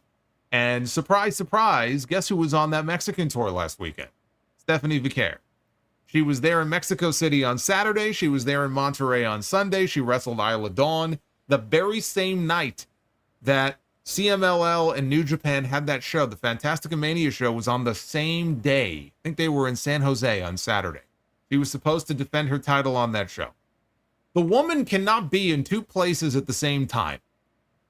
She made the choice to go to WWE. This was her dream. She got a great offer. She took the opportunity. She can't be in two places at once. So she would not have been able to physically be there to defend her title on Saturday. That's number one. Of course, people shot their mouth off before they had all that information and knew she was going to be booked. And they looked like a bunch of fucking idiots at the end of the day. Part of it also is you have fans who are just, they're so entrenched in whatever brand it is that they're a fan of, right? The tribalists. They're on Team AEW. They're on Team WWE. They're on Team this and Team that. Had she gone to AEW, the fans would have welcomed her and embraced her with open arms. The fact that she didn't, that bothers some people, right? There's a lot of normal AEW fans who were happy for her. And they said, oh man, that sucks. I wish we would have gotten her, but she's going to kill it in WWE. You know what that would be? That would be a normal, rational response. And unfortunately, you get a lot of irrational responses from a lot of people. And I saw a lot of that also on social media. And it's too bad, that they were slinging mud at her or blaming her. In a perfect world, yeah, she would have dropped the belts before she went over there. In a perfect world, that's what would have happened. We don't know if she went to WWE and said, hey, could I do this? Could I drop the belts first before I go over there? Maybe she did. Maybe she said, look, I'd like to do this. And they said, no, we need you. We need you this weekend. We're going to start you out this weekend. What is she supposed to do in a situation like that? Oh, well, gee, I guess I have to pull out of the deal now. This is her dream. This is like a once in a lifetime opportunity for her. So she took it. I don't begrudge the woman for it. She's an independent contractor. She did what she had to do. It is what it is. A lot of times in wrestling, it depends on how you're treated. Some companies will treat you well. Some companies may not treat you so well. It sounds like CMLL treated her pretty well. Again, I can't speak to what her experiences have been like there. But in this case, she had to look out for number one. She had to look out for herself. I don't blame her for that. Shit happens. It's wrestling. They stripped her right away of the titles. By the way, congrats to Willow Nightingale. She's the new CMLL Women's Champion. She's had a hell of a year, right? She's won a bunch of titles over the past year. TBS title, the New Japan Strong title, the Owen Cup. So she's killing it, and I love it because I think Willow is great. And they're going to be just fine. They lost a major player, but they're going to be okay. I'm happy for her. Stephanie Vaquer is fucking great. Everything I've seen out of her, she's a tremendous pickup for WWE. But anybody out there, and hopefully there aren't too many people left, but anybody out there still blaming her or shitting on her, why would she go there? They're going to misuse her. They're going to put her in the LWO. Maybe they will, maybe they won't. But you know what? It's not your decision to make. She made the decision that she felt she had to make, and I'm happy for her. And that's how fans should be. They should be happy for her. There's no reason to shit on her or to say that, whoa, she handled things the wrong way. How dare she do that? She's going to be blacklisted now. No, she's not. If she ever leaves WWE, believe me, CMLL, these companies, they'll take her back in a fucking heartbeat. Give me a break. Bret Hart wasn't blacklisted. Hulk Hogan wasn't blacklisted. Please. The Ultimate Warrior wasn't blacklisted. We're talking about fucking Stephanie Vaquer being blacklisted. If you can make money, if you are talented and you can make money, then you will find work. How many people have we seen in wrestling who have been total fuck-ups in the past? They get arrested for all kinds of shit. They're involved in stuff they shouldn't be involved in. And people are like, oh, they'll never find work again. Well, you know what? If you're a big enough name and you can make money, you'll always have work. So I don't think she has anything to worry about. And frankly, I think she's going to do great in WWE, and she's going to be there for many years to come, I'm sure. So I think it's great. I can't wait to see what they do with her. Apparently, Roxanne Perez name dropped her already, her and Julia on NXT tonight. I saw some people mention that before. So it's not going to be very long before we see her in NXT because, Shawn Michaels is the one who welcomed her. Somebody told me that Shawn Michaels on Twitter, I can't follow him, so I don't know.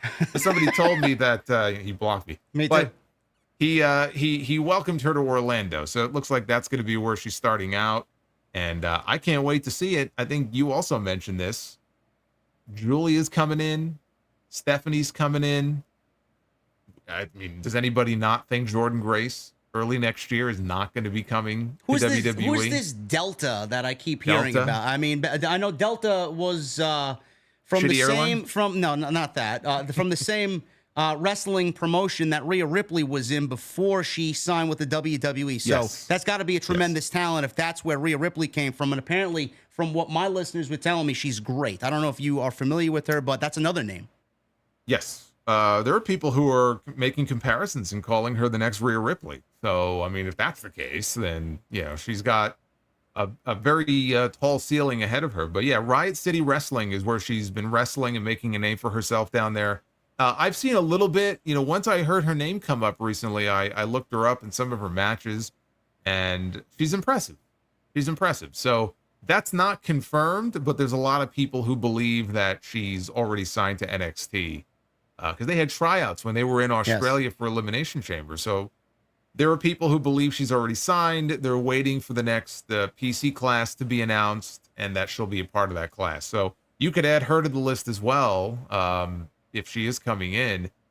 Just the women who are coming in these next few months is tremendous. And when you factor in everybody already on that roster, I mean, seriously, like look at who they have right now on TV or in NXT or on their way in. All the names I just mentioned and you mentioned, Rhea Ripley, Bianca Belair, Jade Cargill, who's still, work in progress, but she's going to be a huge star. Charlotte will be back soon. I don't know how you feel about that. Tiffany Stratton. Becky is another one who will be back eventually. They have Bayley. They have Asuka, who's on the injured list. She'll be back. They re-signed Natty. Io Sky, and we can go on and on. And then you got the women in NXT. So I love Sol Ruka. I think she's great. Lola Vice is coming along. Who else is there? What's the North American champion's name? I forgot her name. Kalani Jordan. Kalani Jordan. Yep. Roxanne, Lola Vice. So I mean, there's just a ton of women that they have right now. Fallon Henley's good. I like Tatum Paxley. I think Tatum Paxley's very good. I thought I would have called up Fallon Henley in the draft over Kiana James. Nothing against Kiana, but I thought it was going to be Fallon who got drafted. So you got her down there as well.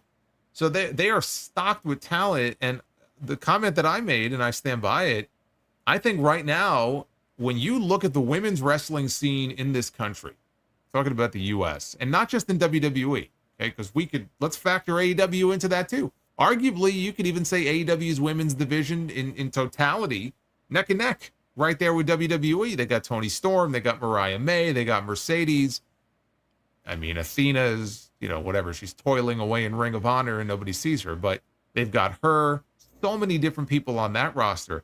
The women's wrestling scene in this country is as strong now and deep, talent-wise, as it has ever been, like ever, right now. It's funny, this whole story. I said this after my Forbidden Door post. I was live immediately after the show was over. I said I'd never seen Stephanie Vaquer ever before Forbidden Door. She out-wrestled Mercedes. She looked better than Mercedes. She was better than Mercedes. And I said right there in the review at fucking 2 o'clock in the morning, whenever this woman is ready for national exposure, national television, I will be there ready and waiting for her on either Monday night or Wednesday night or Friday night or wherever the fuck she ends up. She was that impressive to me, and she made that big of an impact as a first-time watcher. So that's number one. I did a video last week. I said the first words out of my mouth before I said anything negative was, if you are presented with an opportunity to go and wrestle for basically the New York Yankees of professional wrestling, then you go and take it. And she did. So good on her. She's going to make the bag. She's going to be under the tutelage of Shawn Michaels, and she's going to be treated very well over there. Good for her. That was her lifelong dream to do it. Fine. Don't fault her at all. I would have made the same decision. The only problem that I have with it, and you may think differently, because honestly, who the fuck, like us American fans, who the fuck cares about CMLL? I don't give a shit about any of these promotions. I really don't. I'm always making fun of the people that watch this. Like, I don't give a fuck. If it doesn't happen in America, I don't really give a shit. But the fact that she had 3 championships. The fact that she didn't drop one and put someone over. She could have put Tessa over.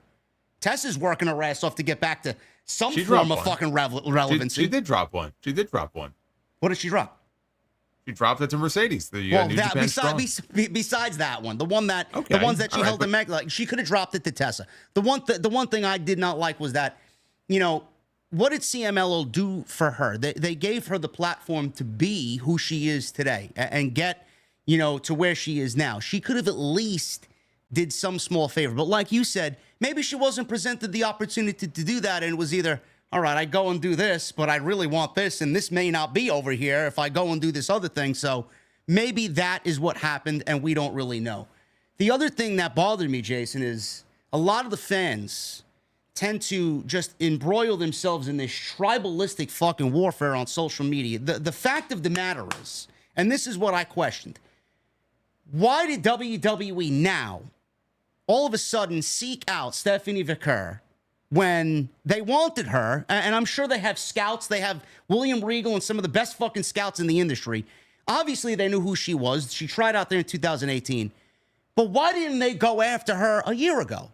Why didn't they go after her in January or February? Why did it have to happen after Forbidden Door? So for all the people who tend to think, oh, WWE's got the best scouts in the business, they knew who she was and they signed her away from CMLL, haha. No, motherfucker. The reason why she signed with WWE is because they saw what she did against Mercedes, and the Forbidden Door match opened WWE's eyes. Hey, she may end up in AEW. Look at what she did at Forbidden Door against our Sasha Banks. I think we should reach out and see where her interests are for WWE. I think that's the reason why everybody really got embroiled in this tribalistic warfare on social media, because nobody really believed that Forbidden Door match was the fucking reason why the door opened for her to end up in WWE. That's what I truly believe. I'm sure that had a lot to do with it. And so what? So what if it did? Look, we don't know if she got an offer from AEW and then she went to WWE or had someone float it to WWE because she really wanted to go there. That, hey, I've got this offer. Before I sign it, if you guys are interested, I want to give you the right to match it or beat it. And then maybe they came back at her with a better offer. Like, we don't know. I'm not saying that's what happened, but like, we don't know. Maybe it happened that way. Maybe she went to them and said, hey, FYI, I'm going to sign this deal here. It's a multi-year deal. It's a great deal. If you guys are interested, though, I'd love to hear from you guys what you have to offer me. And then they came back with a better offer. Like, we don't know. Again, we don't know what we don't know. But the idea that like people would be upset that, oh, well, she had this match on the AEW pay-per-view and then that's why WWE signed her. Yeah, probably. She's been the top star in Mexico as far as the women are concerned for at least a year. So why else do you think they first made her an offer now? Like, we're not stupid. Like, you just look at the timeline and it speaks for itself, right? They saw the reaction or heard about the reaction that she got, and she did have this really good match. And they decided, you know what? We're in acquisition mode right now. Right? They got Julia on the way in. They're trying to create a buzz around all these women and all these free agent signings. And she technically wasn't even a free agent. I mean, she was under CMLL contract, but apparently they're typically very good about letting people go if they get a big money offer from anybody, probably except AAA. So that's why they made the offer they did. They're not stupid. It's WWE. I brought up Dragon Lee. It's the same thing. Dragon Lee made a couple of appearances on Dynamite, and then Dragon Lee ended up going to WWE. You think that was a coincidence? It's not like they didn't know about him, but why was it only after that he ended up in WWE? They pay attention to everything. I mean, they could say whatever they want to say, and they could portray AEW in whatever way they want to, but of course they watch and they listen. They watch every week, as they should. I'd be worried if they didn't. They should have their eye on AEW and what Tony Khan is doing and the people he's bringing in. They're competing for the same talent. It doesn't matter. People can make fun of AEW all they want to. Well, the ratings are really low. There's only 600,000 this week. What's Tony Khan going to do? That's fine. Yeah, they have a lot of problems, but guess what? They are competing for the same talent.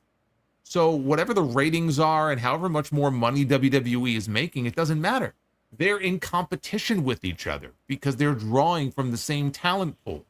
They want you don't think Triple H wanted Will Ospreay? You don't think he wasn't pissed off that Will Ospreay went with AEW instead of WWE, and that had to do with the comment that he made on the Pat McAfee show? Absolutely. But the thing is, after the 3 years are up, how much more do you think Triple H is going to want Will Ospreay now? You don't think he's going to fucking back the Brinks truck up for him after this 3-year run? He's going to give him whatever the fuck he wants.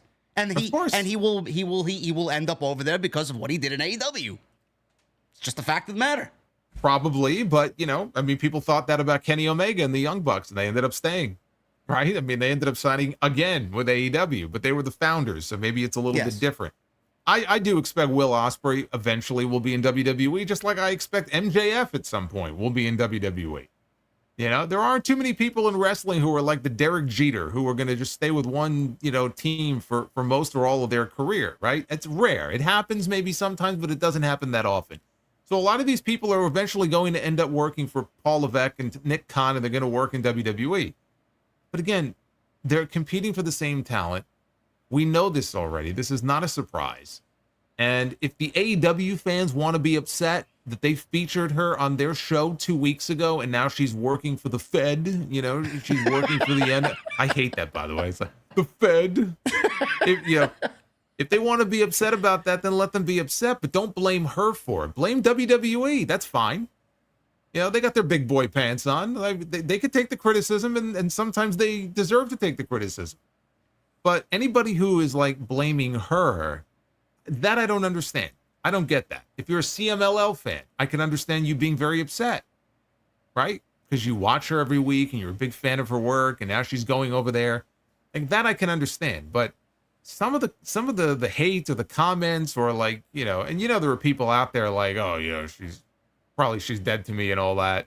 You're always going to have that degree of tribalism anyway when people go back and forth. But like, don't blame her. You want to blame somebody, go ahead and blame WWE. You think WWE cares? They don't care. They're not partners with CMLL. They're not partners with New Japan Pro Wrestling. They're partnering with TNA right now, in a way. And they care to only an extent. Until they get what they want, then they won't care anymore. Well, I mean, look at the way that they use, some of the talent. It's like, but you know what? Tony Khan is the same way. I know he's Tony the same Khan way. Is the same way. He's the same way. That was the argument that I got all fucking week. It's like, well, JD doesn't realize that Tony Khan raped fucking New Japan of all their talent. I'm like, I understand that. I understand that. They're Triple H and Tony Khan, Triple H and Vince McMahon. They're all the fucking same people. They're a wrestling promoter. They look out for themselves. I get this. But that's what I mean by that also, is like when you have like a head-to-head match with an AEW talent and another promotion, or if they send an AEW talent somewhere else. Look at Willow, right? They sent Willow Nightingale, and they had this triple threat match over the weekend at the Fantastica Mania show, and she walked out the champion. Like, that happens a lot. Tony Khan doesn't like it when his guys lose. Like, every promotion... we've seen that personally in Hog. We know. Well, yes. So every promoter is like that. WWE is no different. God, their reputation is pretty well known over the years. So this should not be a shock to anybody. They made the better offer. I do think part of it is that it was her dream to go there. I think even if AEW had made maybe a slightly better money offer, there's still a very good chance she would have ended up in WWE. Yes. I said that about Jade Cargill, when Tony Khan talked about, like, I made her a great offer. She wanted more money. I said, what do you want? She came back at me with more money. I gave her more money. She still left. Yeah, because she wanted to go to WWE. Sometimes it's not just about the money. And I think she would have ended up there no matter what. If that was her goal and that was her dream, then she was going to go to WWE, and there was probably nothing Tony Khan was going to be able to do. Just to give a little spotlight on what you're saying, she is 31 years old. I mean, relatively young. It's still young, but who knows how long she wants to wrestle? Who knows what her future, is? Maybe she wants to be a mother. Maybe she wants to have children. I have no idea what she wants to get out of this business. She felt like maybe at 31 years old, I'm not fucking 25.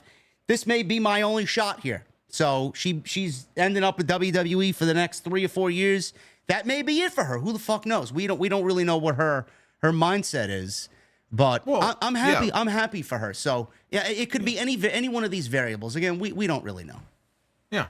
And again, to that end, WWE business right now is very hot. Yeah. Maybe in 2 years it's not. Yep. Right? You got to go when the going is good. And right now the going is real good. People are making really good money. They're selling out buildings. The business is booming right now. And if you wait too long, you just don't know. So that may have factored into her decision as well. I don't know what the overarching reason was or what her number one priority was, if it was the money or if it was the fact that I've always wanted to be in WWE, because that's a real thing.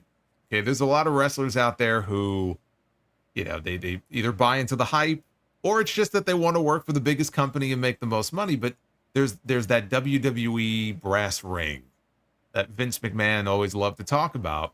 And their goal, I got to get to WWE. I want to be in a WrestleMania one day. That's a real thing. And there's a lot of wrestlers who grow up watching only WWE. And so to them, because that's what she was watching when she was younger. There was no AEW. She was watching WWE. Maybe that's what it was. She just wanted to always be on a WrestleMania. Now she's going to have her chance. And I think that she's going to kill it. Are those CMLL contracts a problem, especially if she's holding two championships over there, and they're that lax with those championships? I mean, shouldn't they go about it in a different way if this is going to be a normal thing? I mean, she obviously won't be the last to do that. What if someone else is there and they're at that same position and they say, "Hey, you know what? I'm done here. I'm holding two of your championship belts, but I want to go wrestle for Nick Khan and Triple H. Can I get out of my contract?" I mean, isn't that a problem over there? Shouldn't that be? I think a lot of the blame should be on them, to be honest with you, for their fucking lackadaisical contracts. Yeah, I mean, again, they got caught, with their pants down this time. They got burned, and maybe now they're gonna pull back the reins a little bit and say, you know what? Maybe we're not going to be so nice in the future. And if you are signed to a contract and that contract is 2 years, and you get an offer from another promotion, either we're not going to let you go, or we'll let you go, but with some preconditions. So if you have a championship, you've got to drop it first. Like, that would be smart. Like, if I were them, that's what I would do. I would make sure that going forward, I lay down certain parameters. But to me, though, it's like, this all felt like it came together very quickly, but I do wonder how much of a heads up they would have had on this, or if they had to know, especially coming out of Forbidden Door. If I were them, coming out of Forbidden Door, knowing that she was going to be in front of a wider audience, I would have been very careful. Maybe I would not have had my championship on her for much longer after that, or I wouldn't have had two titles on her. I don't know, but I do think going forward, to protect themselves, there may be certain steps they have to take without being so laid back about it. If it bothers them, if they're that upset about it, then part of the blame goes on them, and they'll have to adjust going forward, because the same thing is going to happen again, whether it's Tony Khan signing them. Now, if Tony Khan had signed her, it would have been less of an issue because they're working with CMLL. So she would have been able to still be the champion, and she can make all of her bookings. She had to pull out of other bookings too. She was booked with Rev Pro next month, advertised for their show for a few months. She's not going to be working that show anymore.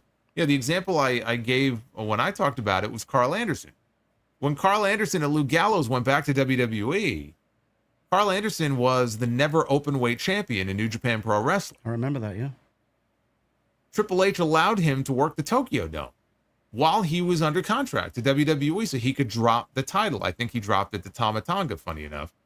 But my understanding or my memory of it is that he explained to them beforehand, like, look, I've got this title and I want to make sure, they've been good to me, because he worked for so many years. He worked there and has tremendous respect for them and for Ghetto and all of them. And I think he told them in advance, look, I just want it to be known that I need to be able to go back to do business and to drop this title. And they were okay with that. We don't know. Maybe she tried to argue for the same thing and they said, no, we need you right away. Maybe she didn't argue for it. But you know what? In wrestling, sometimes you got to look out for yourself. And if she felt like, I have to just make a decision right now, I'm being put in this position, it's now or never, nobody else is going to be loyal to you but you. And sometimes you have to look out for number one instead of worrying about what the big company is going to think. So it worked out the way it did. Again, I don't hold her responsible for it. Just given the circumstances, I think that it all came together very quickly. She made the best decision she felt she had to make. If I'm CMLL, I'm going to be real careful in the future when it comes to situations like this. Yeah, it was a big story, and regardless of anything that's happening online, we both are very excited to see what she does, and we realistically could get her and Julia on television before the end of the summer. So poor Roxanne, man. Poor listen, if she doesn't get it from Julia, man, Stephanie will be there to fuck her up. It ain't gonna be Tuesday Night Rocks for much longer. No, Pop Rocks is gonna have a new meaning. She's going to get popped all right. It's not looking good for her. I guess the question is, who do you think ends up with the title first? I'm going to say Julia. I think Julia ends up with the title. I think we're looking at I think they build to Stephanie versus Julia at Stand and Deliver in April. That'll be something. I know.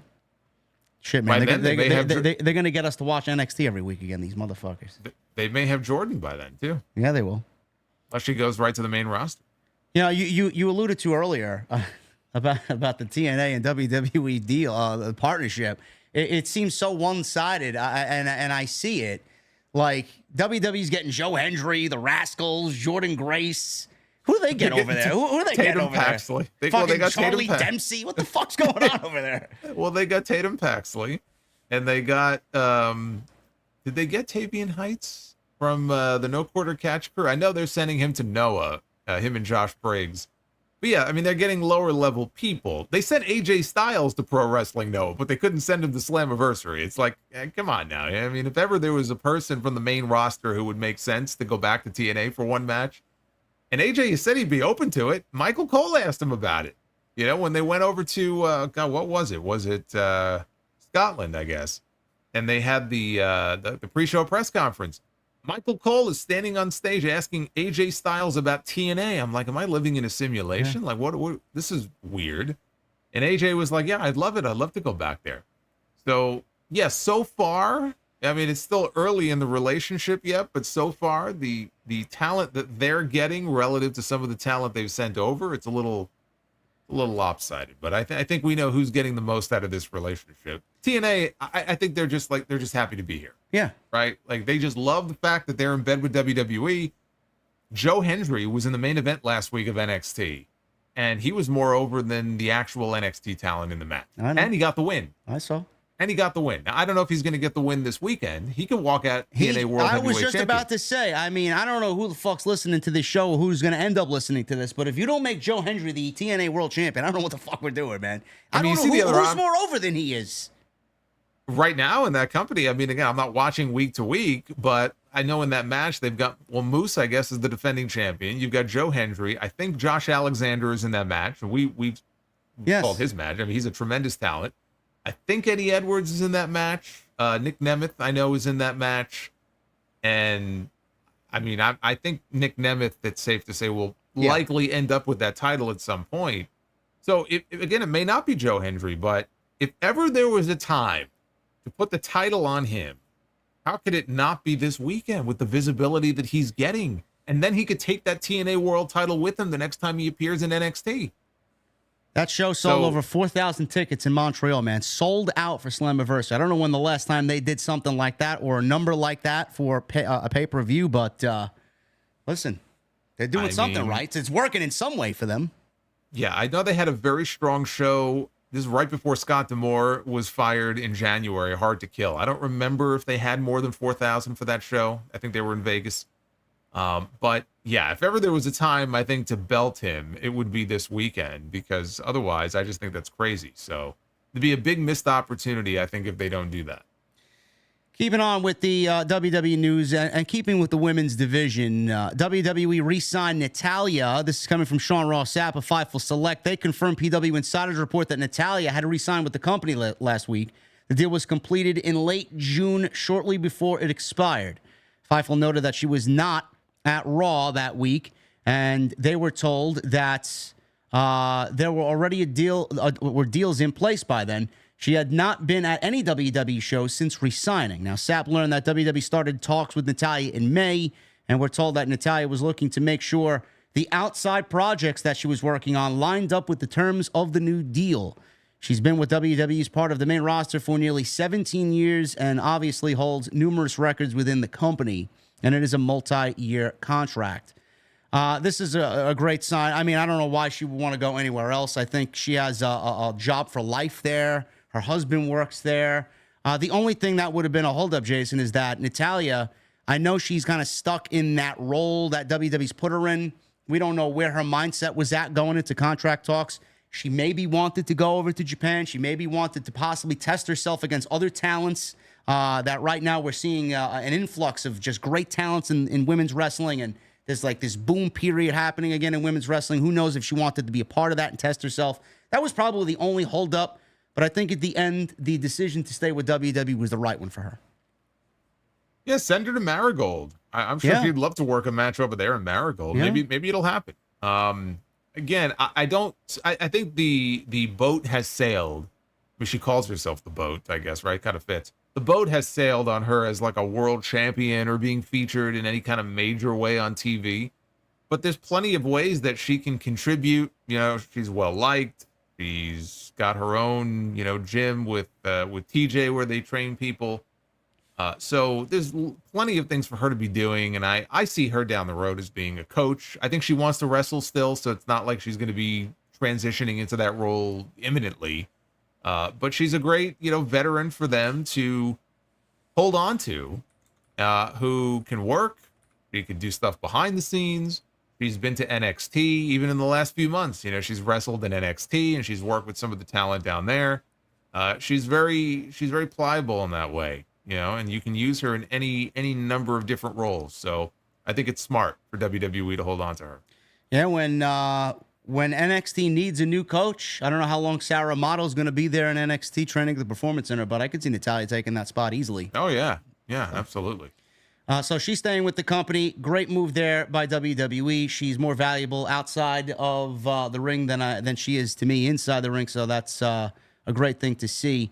We have significant discussions about Survivor Series possibly being held in a new Los Angeles arena. Now, WWE may have found its Survivor Series home this year as WWE is building towards SummerSlam on August 3rd. We got Bash in Berlin happening at the end of August as well. Then we go into Bad Blood, and then Survivor Series in November. WrestleVotes reported this week that WWE is discussing holding Survivor Series in Los Angeles this November.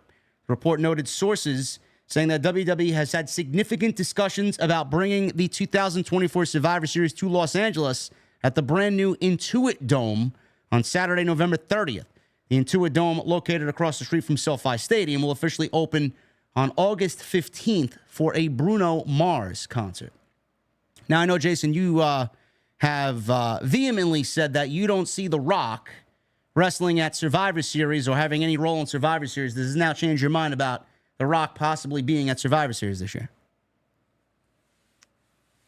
No, not really. I would still be surprised if he, not even that he wouldn't have a role, but that he would get back in the ring and have a match at Survivor Series. Not in War Games.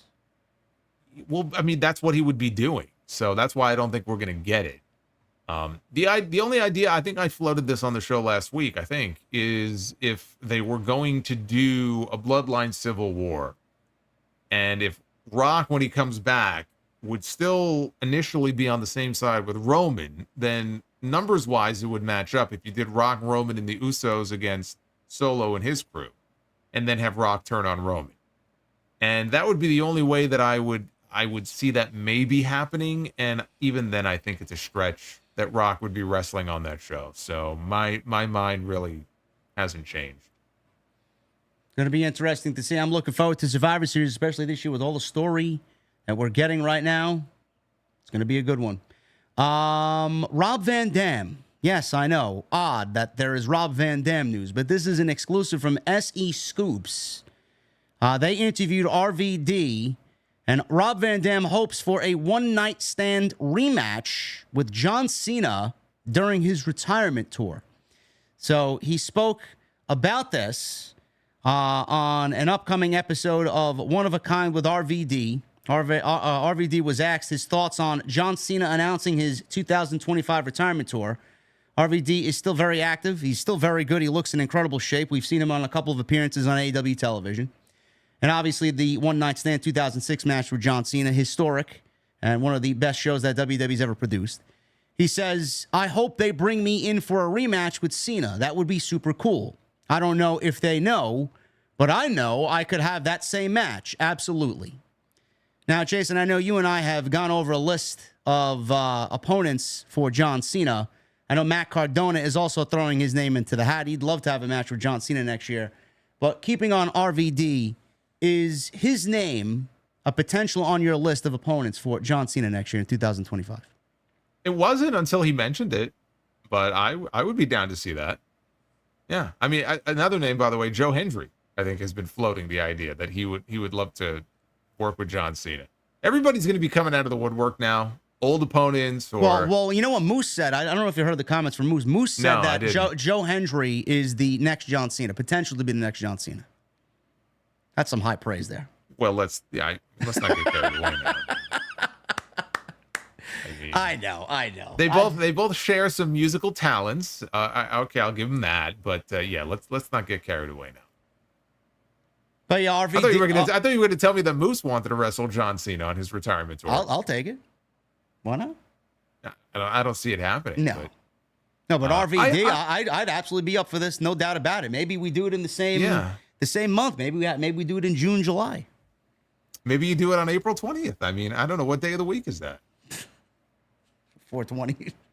Why not? Yeah, sure. It's a Monday or a Friday. Why not? Let's look it up. Why not? I don't know. Let's see what 420 is next year. Oh, wait, no, that's WrestleMania, isn't it?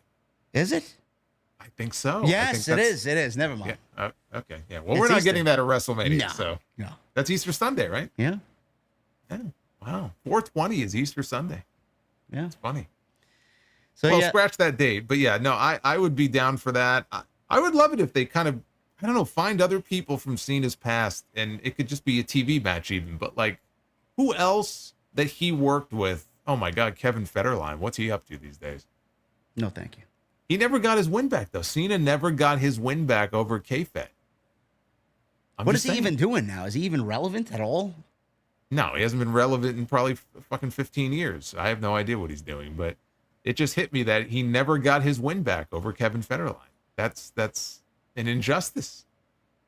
Well, let's get John Cena that first win after taking 4 Samoan spikes at fucking Crown Jewel. Yeah. But I'm wondering, like, what other names as like a surprise, along the way on this tour that maybe he worked with once in the past that they can maybe bring back for like a fun, like for nostalgia's sake. Are there any other names that the you mighty can think Rusev? Of? Nah. Jack Swagger. No. I'm talking like Jack Swagger. Why don't you say Baron Corbin while you're at it? Well, he did throw his name into the hat too. He wants a shot at John Cena as well. Did he? Yeah. I can't follow him either, so I don't know if he's tweeted that or not. But okay, well, I'll tell you what. I'll give him his flowers though. He had a really good showing, I thought, on SmackDown last week. He did in the match with Apollo Crews as a. I don't know if that's going to be a permanent thing as far as a tag team, but yeah, I don't know. I don't know who else that Cena has faced in the past that they could maybe bring back. I could see, Cardona, you mentioned Cardona. Cardona, he definitely's got history with him from that storyline. So it'll be fun. They could have fun with it. I hope they have fun with it and they give us some surprises along the way. Everybody's going to be mentioning Randy Orton and CM Punk and Gunther. And then you'll have people hopefully like Chad Gable and Dominic Mysterio. And I'd love to see Cena and Sheamus again, but like people that we're not thinking of who may not be on the active roster that they can, bring back or throw out there. I hope they have some fun with it because it's now or never. So after this tour is over, that's it. He's pretty adamant that he's not getting back in the ring again. Would you book John Cena to go after the Intercontinental Championship, being that he's never won the title? I wouldn't. I think that you have those other two stories that you tell. The losing streak continues for a little bit, and then he wins, and then the chase for 17 begins. And I think that should be the focus. Because I just don't think he needs it. It would be like Hogan going after the Intercontinental title. Like, why? He's above it. It doesn't... I know Cena's been U.S. champion before, but it's at this point, I feel like at this point, it's his last hurrah, and there's no need to worry about the Intercontinental title. There's no story there. Yeah. Like with Sheamus, there's a story there. He's been around forever. He's the veteran, but boy, he's talked about how important that would be. That's a story worth telling with the Intercontinental title. With Cena, if you're going to tell any title story, it's about number 17. Yeah. There was a story going around this week that WWE is now allowing former superstars to use their ring names outside the company. Then today, I see that this was all nonsense and a rumor killer emerged on this particular story. But the original story reads as follows, that there was a discussion that WWE had decided to turn over use of wrestler names, and this got massively misconstrued online. Now, during a conversation regarding Ethan Page's ring name being trademarked, it was noted elsewhere that WWE was allowing talent to use ring names after leaving the company. Gran Metalik and Lince Dorado were often cited. However, that's not the case. A good example is in Metalik and Lince Dorado themselves. WWE does not have the ability, in most cases, to prevent a talent from using a name that they utilized before coming to WWE and trademarking it. Lince Dorado, Adam Cole, Eric Young, Roderick Strong, Mercedes Martinez, Samoa Joe, Sting, Mustafa Ali, Tony Storm, Kyle O'Reilly, Chris Jericho, they were all cited as examples. Those had been established well before their WWE runs. For people using their real names, there's no way to prevent the talent from using them outside the company. This is a reason why Warrior, Ryback, Chyna, and Test all changed their legal names to their ring names in efforts to get around that. There were also some instances of partial names. Christian Cage was never simply Christian before and after WWE, so he's able to use that. Metalik used the name before WWE, but not Gran Metalik, so he's able to use the Metalik portion. Another example is Cody Rhodes, where he went only by Cody, which was ridiculous.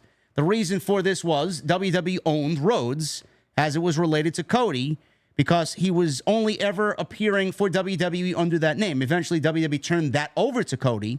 And funny enough, Brandy was able to use Brandy Rhodes because her WWE name was Eden Styles. Well, I'm going to stop you there real quick. What was funny about what some people said they should have done, and I think they may have done this a few times, is when, because Brandy was with him at the time, they would just introduce them as Cody and Brandy Rhodes. Yeah. Because she could be called Brandy Rhodes, but when you said it together, it was like Cody and Brandy Rhodes. So that was like their way around it.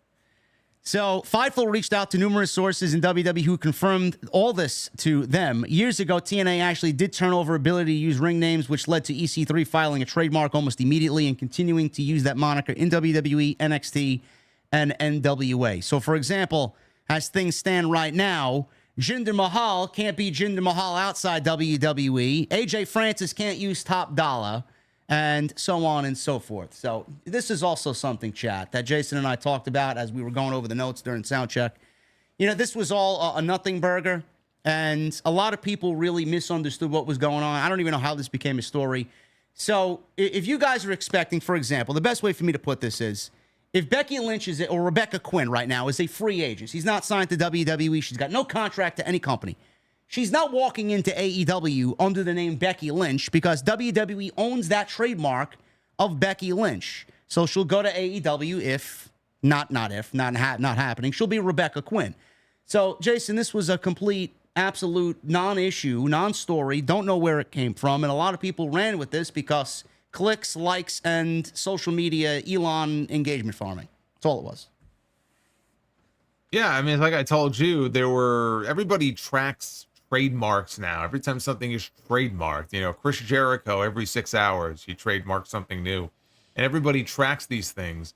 And it was something, I think, involving Ethan Page, maybe trademarking his name. But there were people who, for whatever reason, they got this idea in their head that WWE had suddenly changed their policy where people were going to be able to take with them the names that they had if they brought them into WWE. But some people thought it meant that if you are in WWE with whatever name you have, that you could take it with you. That is not the case. No. Especially if it's a WWE creation. Like, Seth Rollins is not going to leave if he ever went to AEW, let's say, and be allowed to be Seth Rollins. It's just not going to happen. Maybe he could be Tyler Black again, but he can't be Seth Rollins. Nick Nemeth is Nick Nemeth in TNA because he couldn't be Dolph Ziggler, and frankly, I don't know why you would want to be, because I was never a fan of that name to begin with, and I think that was just ridiculous. Adam Copeland is never going to be Edge again. Right, but there were people who heard this story and they were like, "Oh, Adam Copeland in shambles." You know that this happened right after he left, and he went to go work for AEW, and it's like, no, it just doesn't work that way. So, oh my god, people are so fucking stupid. Oh, he's in shambles now. If only he had waited a few months.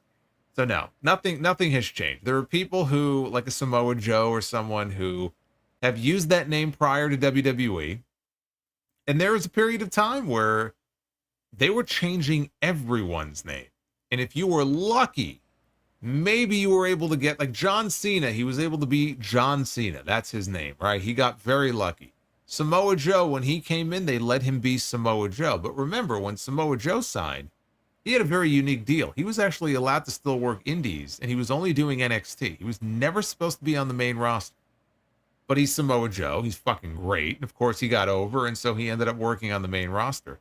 He got to keep the name. A lot of people didn't. So things are not going to work any differently now than they did before. If you have a name that you brought in from somewhere else, and you eventually leave, Ricochet, you can still take that name with you. That's always been the policy. Nothing has changed. So, like you said, it just, people picked up on something that wasn't there. It became a story, and there is no story there.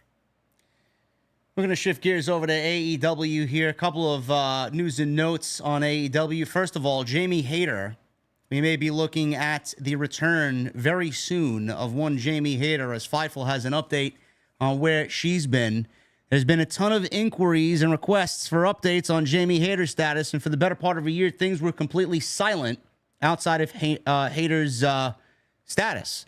However, Fightful Select learned that Hayter was at an AEW Dynamite show in recent months when the roster had to show up for physicals. The feeling inside the company that there had been some positive movements towards a potential recovery for Hayter. However, we're not told, says Fightful, where that stands as of right now, as her injury was a very serious one.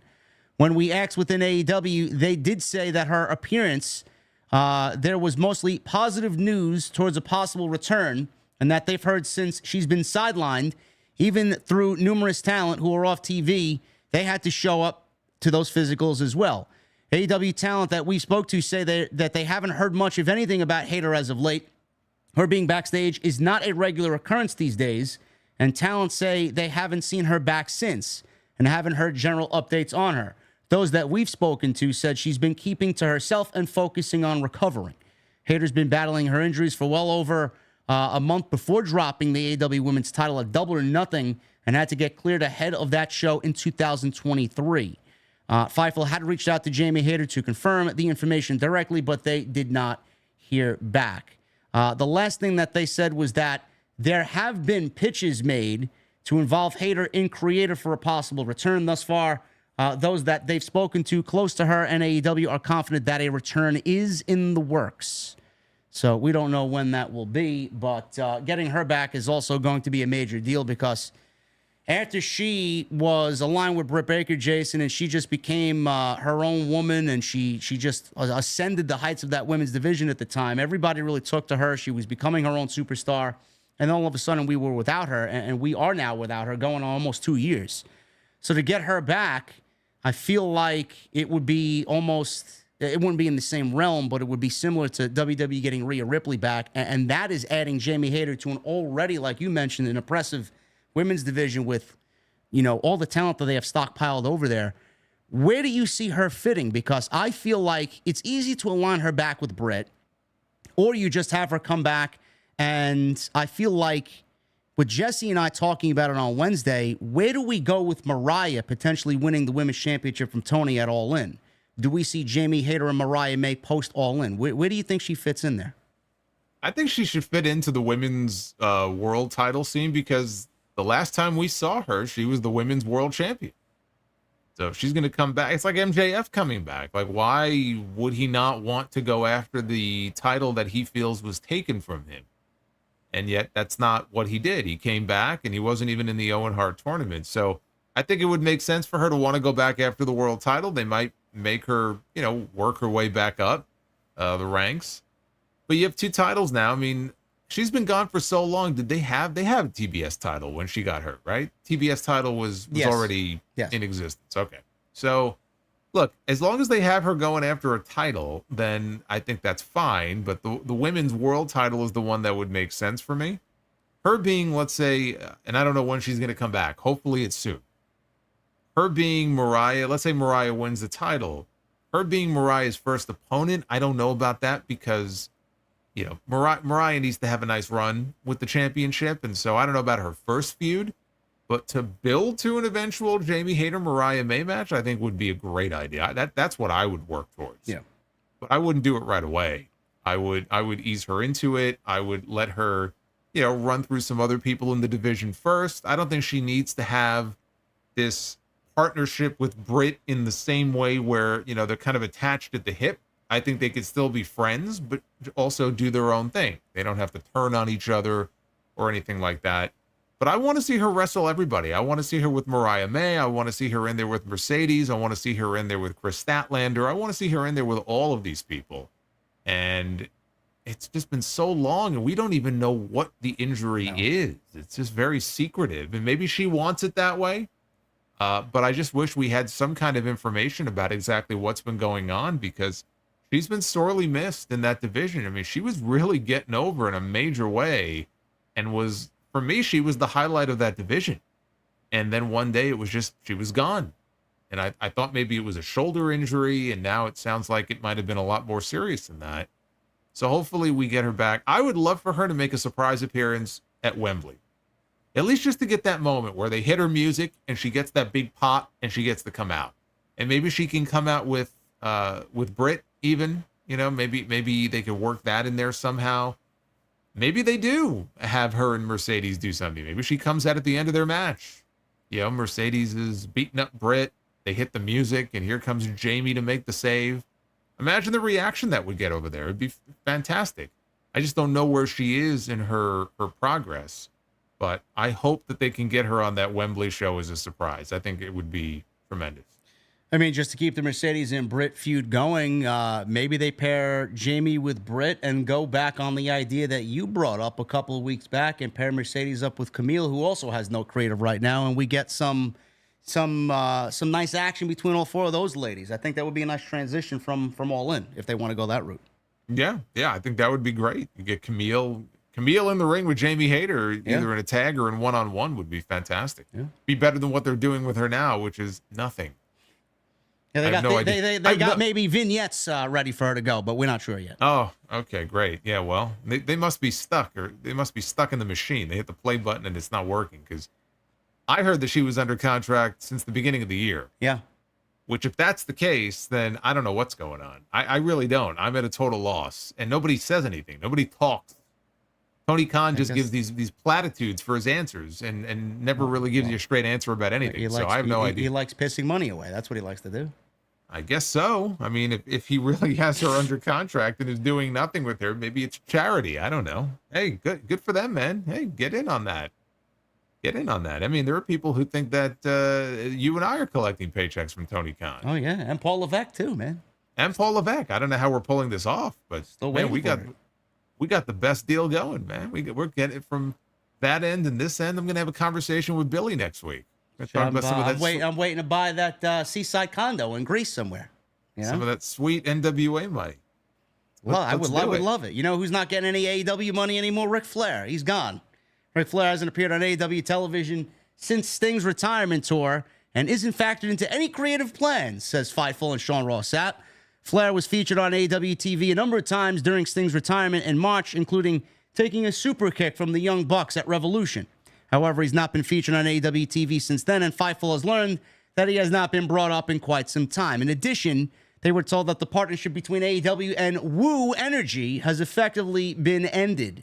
Sponsorship related to the deal pretty well paid for Flair's appearances in AEW. So from what I gather here, Jason, is that Sting put in the favor for Ric Flair to Tony Khan. Tony said yes, and then when Sting retired, goodbye. Either that or Tony Khan just, he wanted to bring him in, because I know he was, at one time anyway, friendly with Flair, and then, the Dark Side of the Ring episode happened, and he tried to keep his distance from him for a while. Ric Flair was never collecting any AEW money, just as an FYI. I mean, it was all, the whole deal was made with the energy drink. And his appearances were part of that deal, but it wasn't like he was under a contract where he was getting paid on a regular basis. So I guess now that the Woo Energy deal is up, he has no use for Ric Flair, because what are you going to do with Ric Flair, right? I mean, did you see what Flair said on Busted Open, by the way, about what he wanted to do at Revolution? No, and I'm afraid when you tell me what this may be. No. I didn't pitch the idea as something I necessarily wanted to see. I pitched it as something that I thought might happen, and it didn't, thankfully. But he talked about how he pitched the idea to Tony Khan. He goes, look, you should have me turn on Sting one last time during the match. And then he could, put me down and put me in the Scorpion Deathlock. And I think he wanted to bleed and whatever else. And he was talking about how Tony told him beforehand, like, please, whatever you do, don't bleed. Because he has like blood clotting issues or whatever. Did he bleed in that match? I know he took a bump. He got beaten up. I don't remember if he bled or not. I don't remember him bleeding, no. Yeah, I don't think he did. But apparently that was the one thing Tony Khan did not want him to do. But yeah, he was disappointed that, because he felt like if we do this, if I turn on Sting, the people in the building would love it, which I'm sure they would have, because those fans in Greensboro were all about nostalgia that night. But he said that could really position me now going forward as like a heel, because it's been very difficult to get people to boo me. Because yes, at the stage of the game that you're at, wrestling fans are not going to boo Ric Flair. Okay, these people that want to see Flair are not going to boo him, but he loves being a heel. He can't help himself. So he was still trying to come up with ways where, even beyond Sting's retirement, if we get me heel, then we can really do stuff with me, like going forward. And I'm like, even Tony Khan was like, I ain't interested. Even he blew him off, and apparently he's not happy about that. But boo-hoo. Tony Khan does not need Ric Flair. Of all the things that Tony Khan needs to be doing or needs to be focused on, one thing he does not need right now is Ric Flair. And I'm sure there'll be some other pizzeria or some place, we'll hear about it. TMZ will have a story about it one day where he'll get in an argument with somebody and it'll be all over the news. And Tony Khan is going to read it and he's going to be, you know what? Glad we're not working with Ric Flair anymore. So yeah, we can move on from that. Possible WWE deal in the works, and that is Buddy Triple H is running creative, or no? WWE will always do stuff with Flair, I'm sure. You know, they're not going to work him into creative. No. If that's what you mean. No. They'll always find something for him to do. You know, you got Shawn in a position of power there and Triple H in a position of power there. He'll always have some kind of a relationship with them, but you got to keep him at an arm's length, you know, because he could be his own worst enemy. And it's like, well, what do we use him for? Is he going to be an ambassador of some kind? You know, Flair, I think, is fine if WWE wants to use him to send him out for like signings and appearances. WrestleMania comes around, right? Ric Flair's going to be making appearances at WWE World, you know, stuff like that. Beyond that, what do you do with him at this point? Nothing. You know, I mean, what can he do? Yeah, I mean, like on a consistent basis. I mean, at one time he could still be this great promo, and maybe you can come up with a role for him. You know, he was the part owner of Raw there 20 years ago with Vince, and that was a good role for him to be in. It's fucking 2001. You know, in 2024, there's no role for Ric Flair on these shows. He's not needed. We are going to shift gears to this story that broke yesterday. AEW potentially planning a major event in the United States, which would be a stadium show. Fightful Select has learned more about AEW's agreement with the Dallas, Arlington, Fort Worth area and spoke to many in the know about details that led to Ring of Honor and AEW Collision, effectively leading to a residency there. As of now, that's not the only event headed to the area. Fightful spoke with numerous people with knowledge of the situation in the Dallas-Arlington area that AEW is planning to bring a major scale event to the area in 2025. Numerous sources who had knowledge of the situation teased that it could be a stadium show and be on par with AEW's biggest event. We're told that officials in the area could make an announcement about the show by the end of the year if all goes well. While we've reached out to some in AEW about the relationship with Dallas, none have confirmed that the event is happening, where, or a possible name. Now, the first thing that obviously came to mind, Jason, is All In, because I have been very adamant about having AEW do Wembley year over year over year in the same place. I get that Tony Khan loves his traditions. I wish he would move away from some of those traditions, as I do feel they harm the overall show and the overall product at some point. But I feel like this could probably be the All-In debut outside the original All-In, the All-In Stadium debut here in the United States in 2025. What do you make of this? And if there is a stadium, not AT&T Stadium, because that's what people are already making fun of. How can they fill AT&T Stadium? They can't even sell 2,000 seats for Dynamite.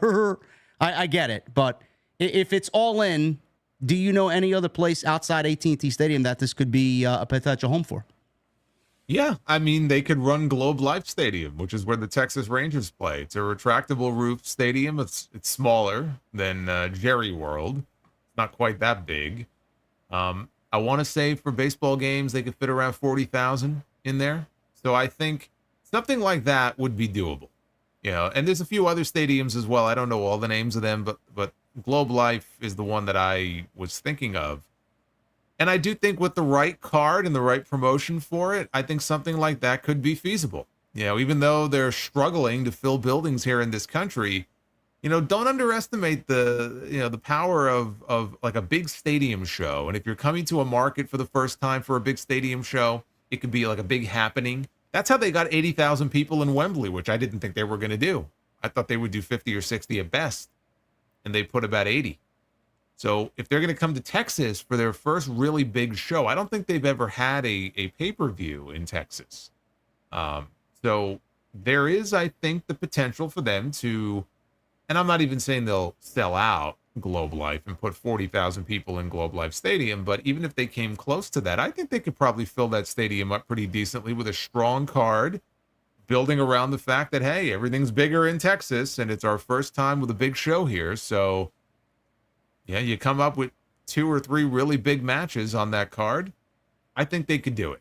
Could they come back and do it every year? No. Probably not. But I think for one time, I think that first time, I think they could. Yeah, I'm excited about it. I think that would be the right move. I'm glad that they potentially could be moving All In out of Wembley. I think this year is probably it. And then I do think that that opens up the door for WWE to kind of make residency there. I think that's where WrestleMania is going to be if they do run London. Yeah. I look, I don't know that they're moving out of Wembley. He seems pretty adamant, Tony Khan is, that he wants to run there every year. He likes running on that bank holiday weekend. He wants that to be an annual tradition. I agree. I think it's the law of diminishing returns. I think every year they continue to run Wembley, it'll be a little less and a little less and a little less. So, but I don't know that he has kind of realized that just yet.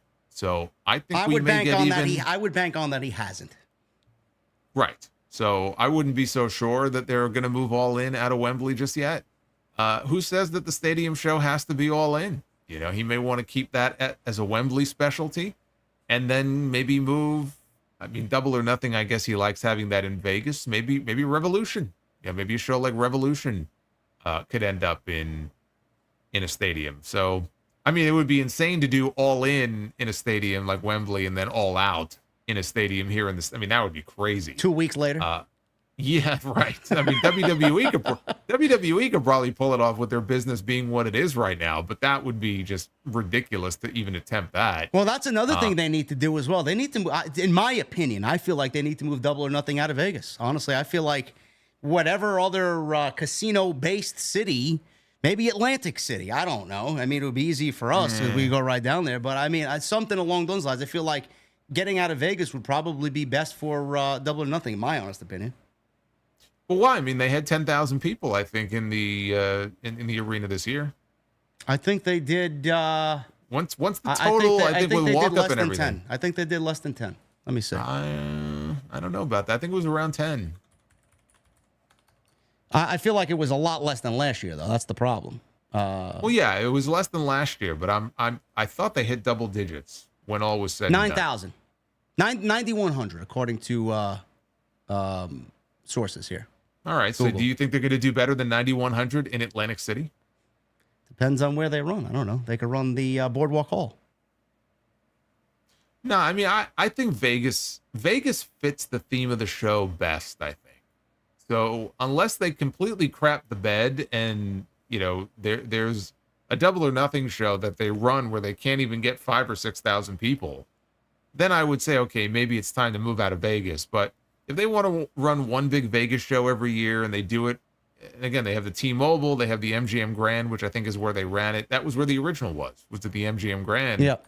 And they can get 9,000 or 10,000, okay, so they didn't hit 10. 9,000 is still a pretty good, pretty healthy crowd these days for AEW for an arena show. So I don't see any evidence that they need to necessarily move away from Vegas. But I'm with you on the Wembley thing, though. I do think that, the more they continue to run there, I just think it's going to be harder and harder for them to put the same number of people the year before in that venue.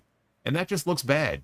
If you have a couple of years where the numbers are diminishing, it's time to move. It's time to go somewhere else. And I just don't know that he necessarily feels that way. I don't know where they're at this exact moment for this year. I have heard conflicting things. Apparently there are people who say they're around 40 or 41,000 sold. AEW has claimed, I think they're around 45. And we're still, 6 or 7 weeks out from the show. I think they'll hit 50. I do think they'll end up with around 50,000 people. That's a pretty healthy crowd. That's what I thought they would do last year. And we always knew it would be down from the first one. So if they can put 50,000 people in Wembley, look, it's hard to argue against that. That's a lot of money, and that's still a lot of seats. I don't know what he is paying as far as utilizing and, renting the venue. I don't know if it's an expensive venue to run. It's obviously a very large one. So even with 50,000 people, when you factor in all the expenses, is it a money loser for him? I don't know. Well, to go back on what you said, with 6 weeks left to go, as of right now, this is 4 days ago, 41,000 tickets have been sold for All In. Meltzer is noting that people within AEW have claimed 45,000 tickets have been sold, but AEW expects at least 50,000 for All In this year. Yeah, and 50,000 is a healthy crowd. I mean, there's nothing wrong with having 50,000 people in Wembley Stadium. Nobody says you have to sell it out every single year. So if he can put up numbers like that in the 50 or 60,000 range, then he could continue to run Wembley. He can prove us wrong. But I just feel like the more you do it, he may run into that issue where unless he's got a super strong card or a really major attraction, he may have to find another stadium somewhere else, and maybe it's elsewhere in London. It doesn't necessarily have to be here in this country. There are other places in England or in other parts of Europe maybe that he can run. So we'll see what the final numbers are this year. But if they can hit 50, there's really no reason for him to move next year. I think he'll probably be right back there. I mean, look, he's probably already made up his mind because during All In last year is when they announced they were coming back this year. Yeah. So we may get the announcement during All In 6 weeks that, hey, we're coming back again in 2025. I wouldn't be surprised if the decision was already made and the building was booked. Just give people a reason to come back. That's all I say. Creative is king. I mean, you give me a solid story of 3 to 4 top matches and give people a reason to care, then people will show up. I'll be the first to tell them if I was face-to-face with them. This year's All In build is already better than fucking last year's by a mile. I mean, I feel like in some ways, All In build right now with what we've seen on television, in some aspects, it's been better than some of the SummerSlam build. So, listen, I think they're doing great so far. Yeah, I mean, as far as the card itself, I think the card itself, some of these matches are stronger when you look at what we have on tap for All In than what the SummerSlam card looks like, including the 2 championship matches, by the way. So we're moving on with 2 more stories here, guys. Actually, one more story, and then we'll go over a highlight of 250, AEW Dynamite 250, because I know it's going to be a big show tomorrow night. But there was this story that I took great interest in because I've been preaching the choir about this, and all of a sudden I seen this on my feed on X yesterday. Cary Silkin. No one cares about Ring of Honor. I don't care how much money Tony Khan has. It's not being treated very well. This is what he said. This is during John Arezzi's Matt Memories from Madison Square Garden podcast. There was a brief discussion about the glory days of Ring of Honor and where the company stands today since Tony Khan purchased it. Wrestling historian Evan Ginsberg talked about being a wrestling fan for over 50 years. He said 50 years, thousands and thousands of matches, and some of the greatest matches I've ever saw were at Ring of Honor. Nigel McGuinness, Bryan Danielson. I want to thank Cary. That was Dory Funk Jr., Jack Briscoe level, Ricky Steamboat and Ric Flair level. Danielson and Nigel, that was wrestling elevated to art. I wish they had the worldwide showcase that Danielson later got in WWE and AEW because they deserved it. Those were unbelievable matches. Cary Silkin, who was a regular on the podcast with Ginsberg and Arezzi, said Ring of Honor of that era tried to show some respect to professional wrestling. Sure, we had some wacky stuff. Sure, we had the flippy dippy who was coming into fashion. The flippy dippy do was going on with Eduardo Carpenter to Ring of Honor. I know I botched his name. Who is that? No, it's Eduardo Carpentier. Okay. So I'm not a Ring of Honor historian, so I don't know. Ring of Honor, there was some... That's not a Ring of Honor guy. Who is that? who is it? I don't fucking know. Oh, my God. I remember when Bruno used to talk about him. He was an old legendary wrestler. I think well before my time. I got an excuse then. Yes. There was some good pro wrestling going on in that segment. Right now, Ring of Honor, it's like no one cares at all. I don't care how much money Tony Khan has. It's not being treated very well. Tony Khan gets Ring of Honor included in their next AEW TV deal. We could see Ring of Honor get more exposure, but at this point, there is no word on where things stand with that. I know, Jason, I've said this vehemently on my end countless times, and I know you have probably felt the same way. The Ring of Honor integration on AEW television has been largely a failure. Tony Khan basically bought it to keep it away from WWE. Tony Khan bought it because CM Punk was in the company, and it was the right thing to do, and it was the cool thing to do at that point, and they made a big deal about it. It's in the right hands, and the library's in the right hands, and I'm sure Tony Khan really appreciates the history that was Ring of Honor, but the way the company sits right now under his leadership, it is absolutely just a complete failure. I feel like what they need to do as far as Ring of Honor is make it into a developmental territory. Give it its own studio show. Keep it as its own separate entity. Having titles float back and forth between Ring of Honor and AEW on Collision. All you see is on Collision. You see Ring of Honor talent up and down Collision every Saturday. It makes me want to turn the channel off and watch something else on a Saturday night. I feel like they need to make it into what NXT is for WWE now. And I feel like giving them their own identity, giving them their own separate rosters instead of kind of floating the talent there from Ring of Honor to AEW, Collision, and on Dynamite. I feel like it's all over the place. Just make it its own entity and keep it as far away from what we see on Wednesday as humanly possible. But right now, I honestly feel like there's no hope for Ring of Honor, and I don't really know what Tony Khan's going to end up doing with it, but it is an absolute failure, in my opinion. Yeah, I mean, he bought Ring of Honor to save it because he was a fan of it. You know, growing up as a wrestling fan, he was a huge Ring of Honor fan, and he just didn't want to see WWE grab the tape library, and then just kind of put it on a shelf. And so he took it, and what he has done with it, I mean, it's not exactly, I wouldn't say breathing new life into Ring of Honor in the way it used to be. Ring of Honor is never going to be what it once was. AEW effectively has taken the spot of Ring of Honor. I mean, NXT did there for a while too. Yeah. NXT stole a lot of their thunder, but AEW and you have, you know, what they're doing right now. Ring of Honor can never exist in the same way, and I think mean what it used to mean. It will always have its place in wrestling history. I went to a lot of those shows. I had more fun, honestly, at a lot of those Ring of Honor shows going to them than I have at any other wrestling show I've ever been to, including a lot of the WrestleManias that I went to. But ROH, as Cary Silkin was describing it, he's very upset because it just feels neglected, because it is. I think Tony Khan feels an obligation to prop it up, kind of like Weekend at Bernie's, you know, where you kind of prop him up and pretend that he's still alive, but he's really not. That's kind of what Ring of Honor is now. I'm happy when they have these moments like Mark Briscoe winning the Ring of Honor World title. That was a cool moment. Eddie Kingston had a run with the Ring of Honor World title. Tony Khan will always talk about how this was the best Death Before Dishonor. You know, we had more people in the building and more buys than any other Ring of Honor pay-per-view ever.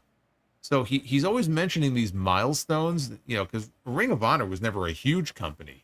So yes, under Tony Khan, yeah, it's true. A lot of these events, maybe the numbers are higher than they ever were before under Sinclair or when the company was independent.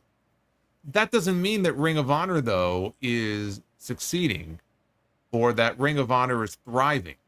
It's not. It just sort of exists. And it's kind of sad, honestly. I just look at Ring of Honor. It's just sad to see how it's being used, what it is now compared to what it used to be. We have Ring of Honor champions that will occasionally end up on television, except the one Ring of Honor champion that I'd like to see on AEW television. And we know who she is. Is the one we never get to see it. I still haven't really figured that out. Mark Briscoe walks around even with the Ring of Honor World title. He was one of 6 men in that TNT title ladder match. It just feels like he's another guy. And that's the Ring of Honor World Champion. What else is going on in Ring of Honor right now? Who are the tag team champions, right? Is it Bennett and Taven? I think have the titles. Bennett and Taven are the tag team champions. Roderick Strong won a match against Dalton Castle on Collision, and now he's the #1 contender for Mark Briscoe in the Ring of Honor World Champion. And like you said, the reason why Tony Khan is boasting these numbers and hyping up these numbers is because a lot of these shows recently with the Ring of Honor pay-per-views that he takes and puts on pay-per-view, a lot of it is Ring of Honor talent, you know, or a lot of AEW talent, rather, on Ring of Honor television. A lot of it is AEW talent. How many pay-per-views did he use FTR? How many pay-per-views did he use someone like Eddie Kingston? Eddie Kingston. Bryan Danielson was on a fucking Ring. Of course people are going to go out and buy that shit and want to go see that live. Sheeta, Ring of Honor. Sheeta there. Yeah, Sheeta, yeah. I think he's doing it to justify it to himself. Yeah. I think that's part of it here. I think he's trying to justify it to himself. Like, see what I've done with this? You know, I'm putting up numbers that Ring of Honor never put up before when they were doing these shows. This is the biggest Death Before Dishonor. This is the biggest Final Battle. And okay, yeah, but nobody really looks at Ring of Honor in the same way. So what are you really looking to accomplish with it? Is he really making money out of it? I don't see how he can be. So what is the purpose here? People were saying, oh, just send Scott D'Amore and have him book. Well, first of all, Scott D'Amore is under a non-compete. So even if that's something he wanted to do, he's out of commission until the beginning of next year anyway. That wouldn't be the worst idea in the world, though, and it doesn't have to be Scott D'Amore. It could be anybody else who would be capable enough for Tony Khan to take ROH and hand it off to them if he trusts them. So he can focus on what matters here, which is AEW. And if he can find somebody who can kind of take it off of his hands in a way, he can run the business aspect of it, but creatively, let somebody else take the reins of Ring of Honor and really focus full time on developing stories and developing their own identity separate and apart from AEW. You can promote it through your AEW channels and your AEW programming, but that doesn't mean that we need Ring of Honor integrated into the AEW product and vice versa as much as it is now. Like you said, it feels like they're taking AEW talents. Claudio is another one, and we see them in Ring of Honor. You know, in a way, it's like what WWE is doing with NXT. We see main roster talent being sent down there, but and they're working with the younger talent, but they're developing talent. Yeah. So to your point, maybe if Ring of Honor was being utilized more as a developmental type of system for them, with the occasional big name AEW star going down there to work with these people, at least you would get something out of it. They don't have a place where they develop talent. They sign talent, they acquire them. Sometimes maybe they'll come out of some place like the Nightmare Factory, but they're not developing their own talent. That could be where Ring of Honor becomes useful. It literally gives new life to the next generation of wrestling stars. But otherwise, I just don't see how you can look at Ring of Honor the way it exists now, if you were a Ring of Honor fan before, and be happy with how it's being used. Cary Silkin is absolutely right. I just think it's sad to see what Ring of Honor has been reduced to. It's been reduced to nothing. Just to give you guys a glimpse into what the last show was, Mark Briscoe defeated Eddie Kingston. Athena beat Hikaru Shida. Dalton Castle versus Johnny TV. Bullet Club Gold was on the show. They wrestled Lance Archer, Alex Zane, and Minoru Suzuki. Undisputed Kingdom wrestled Captain Shawn Dean and Charlie Bravo. I mean, it is. I mean, I don't know who's paying for it. It certainly ain't me. And now you look at Death Before Dishonor, the 3 matches that have already been announced for this: Billy Starks versus Red Velvet, Athena versus Queen Aminata, and Mark Briscoe versus Roderick Strong. Again, you know. Okay. It sounds like an episode of Rampage to me, but okay. That's exactly what it is. Ring of Rampage. All right. I mean, if people are willing to pay for that, I guess. But I mean, again, that's not exactly lighting the world on fire there. So I just think it's more sad than anything else. But again, I'm coming at it from the attitude of somebody who was a huge Ring of Honor fan at one time and remembers what it used to be. And yeah, I'm just sad to see what it's been reduced to. I respect the fact he wanted to keep it alive and keep it, because that's exactly what WWE would have done. They would have just taken the tape library and all that old footage of, you know, Kevin Owens and Sami Zayn and people like that. They have a new YouTube channel called the WWE Vault. Yep. They probably would have thrown some matches on there, and Ring of Honor would have ceased to exist, but it's kind of already ceased to exist. Too much work. It's too much work for Tony Khan to make it into developmental. Yeah. He's just like I said, man. You know, he's more Vince McMahon than we want to really make him out to be. Honestly, he's gonna throw money at something, and he thinks money's gonna fucking fix everything. Instead of developing talent and using it as a developmental system, that's too much work. Because he's gonna have to hire a team down there. He's gonna have to hire coaches, someone to run it. Too much work for him. He'd just rather run it the way he wants and make himself happy, like you said.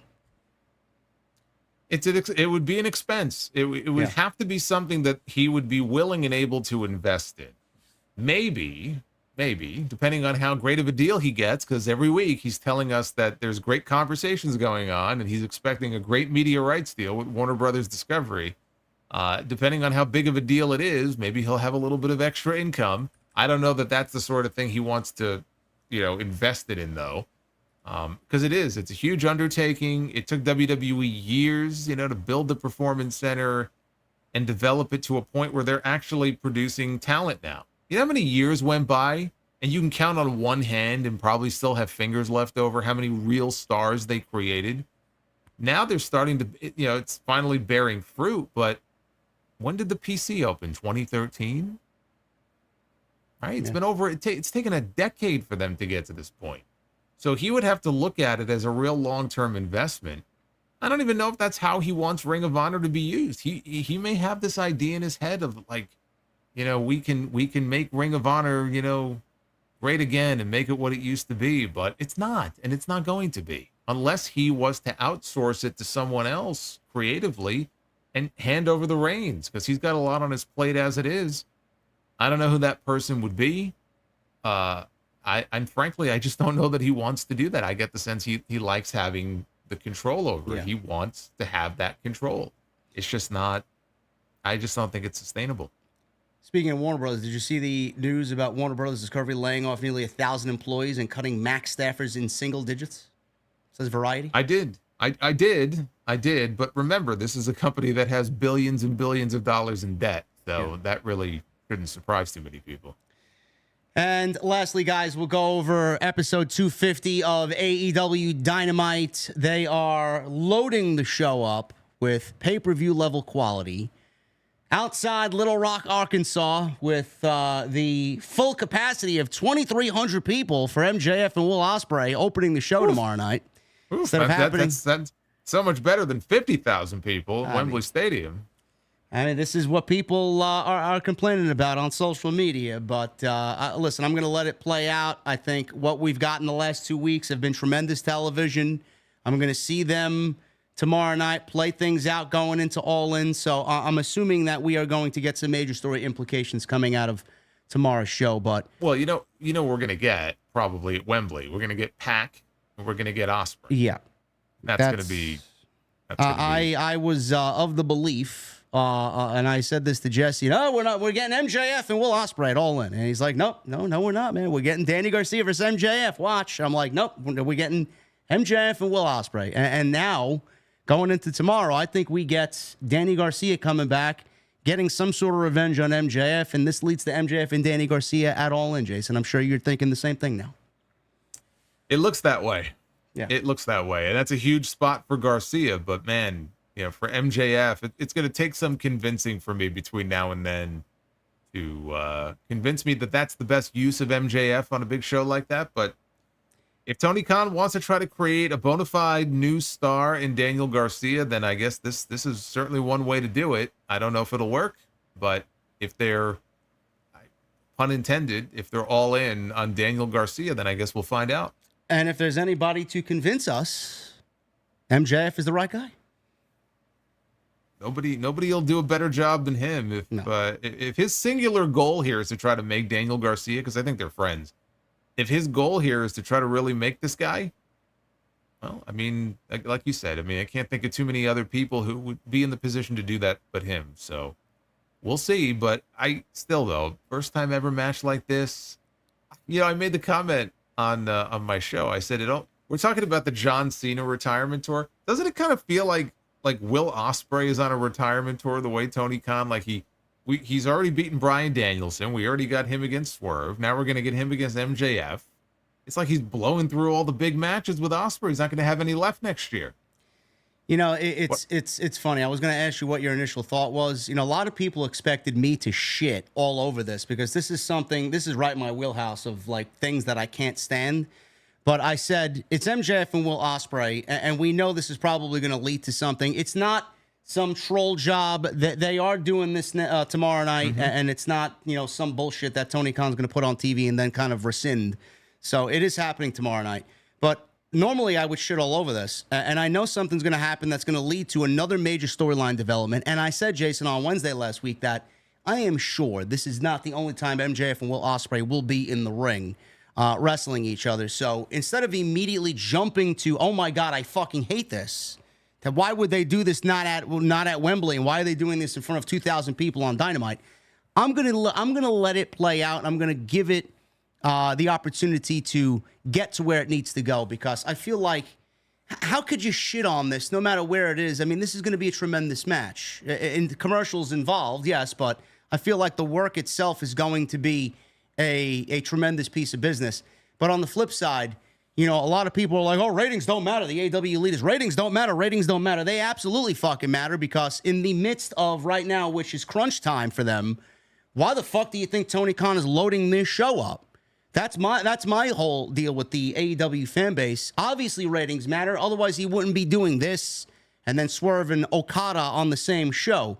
And then on the flip side to that, how do you feel if they don't come in at over 800,000, or at least somewhere close to the vicinity of 800,000 for tomorrow's show? If they come in at under 700,000, what are people going to say about this fucking episode 250 with this loaded pay-per-view level show tomorrow?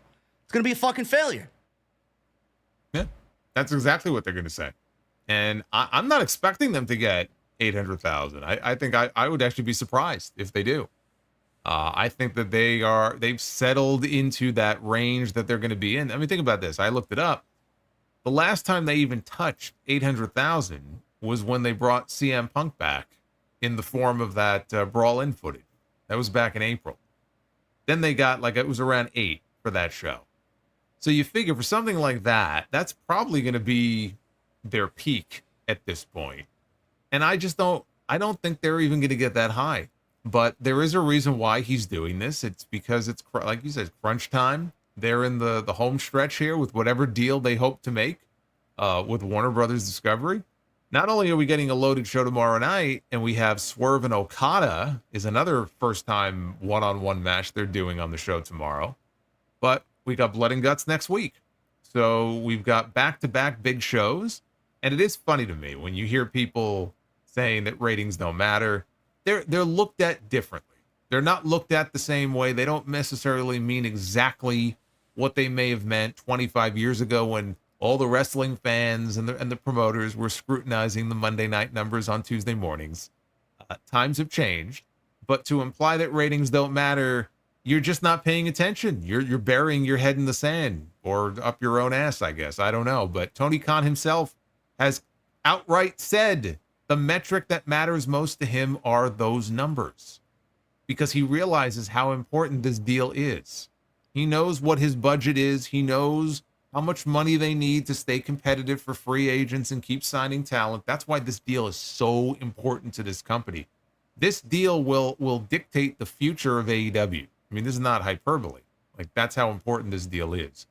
And those numbers are important. Now, I don't know what they or Warner Brothers Discovery executives would look at as a success. If the show does 750,000 viewers tomorrow night and the demo number is way up, they'll probably be very happy. If the show does 900,000 viewers and the demo is flat or down, they'll probably be disappointed because they talk so much about how that demo for advertising is so important. So is that the only metric they're looking at here? I don't know. Tony Khan, I'm sure, knows all that stuff. He knows what is most important to him and to the people who matter at the network that the show airs on. But they're in a zone right now where I think even when you load up a show like this, and I don't know what competition they may be up against tomorrow night sports-wise. I know tonight, it was like the All-Star game. Raw was against the Home Run Derby last night. I don't know if there's anything tomorrow sports-wise. We'll find out, but I would be surprised if they hit 800. I don't even think they'll do that much. But maybe it doesn't have to. Maybe it doesn't even have to for it to be a success. Maybe the way we're looking at it is different than how they internally are going to look at it. The only thing that's going to matter is when that deal is announced. So people can make fun of AEW all they want to. They make fun of AEW every week when the ratings come in. You see it. I see it. We'll see if those people are laughing when they announce this new deal, this new media rights deal. Because I think they're going to get a nice increase. I think they're going to get a healthy increase. I hope so. I hope that they do. And I mentioned this the last few weeks. It sucks because when AEW has a bad show, everybody knows that they have a bad show. When they have a good show, nobody knows when they have a good show because of the amount of bad shows that we've been consistently given. And the last 2 weeks have been great shows. How many people have known that they were great shows? Because people probably stopped watching and they tuned out for whatever reason. And it sucks because those two shows, last week's show should have been over 700,000 viewers, whatever the case may be, whatever the new norm is for them. And to see it come in at under 700,000, the number it's not indicative of what the quality of the show is. And that sucks. So I kind of feel for them because it was a great show last week. And I think the build right now going into Blood and Guts and going into All In, even into All Out, we're seeing some of that build bleed into All Out. We can kind of flesh out what the top matches for All Out are going to be based on what we're given now.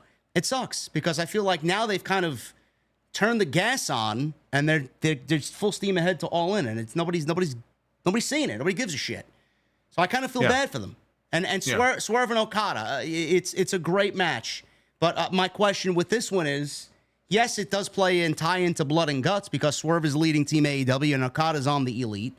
But what have these two done prior? Have they had any crossing of paths here on AEW television? No, it's just a dream match because Tony Khan wanted to load it up and he figured, hey, you know what? I got Will Ospreay and MJF happening. Let's do Swerve and Okada.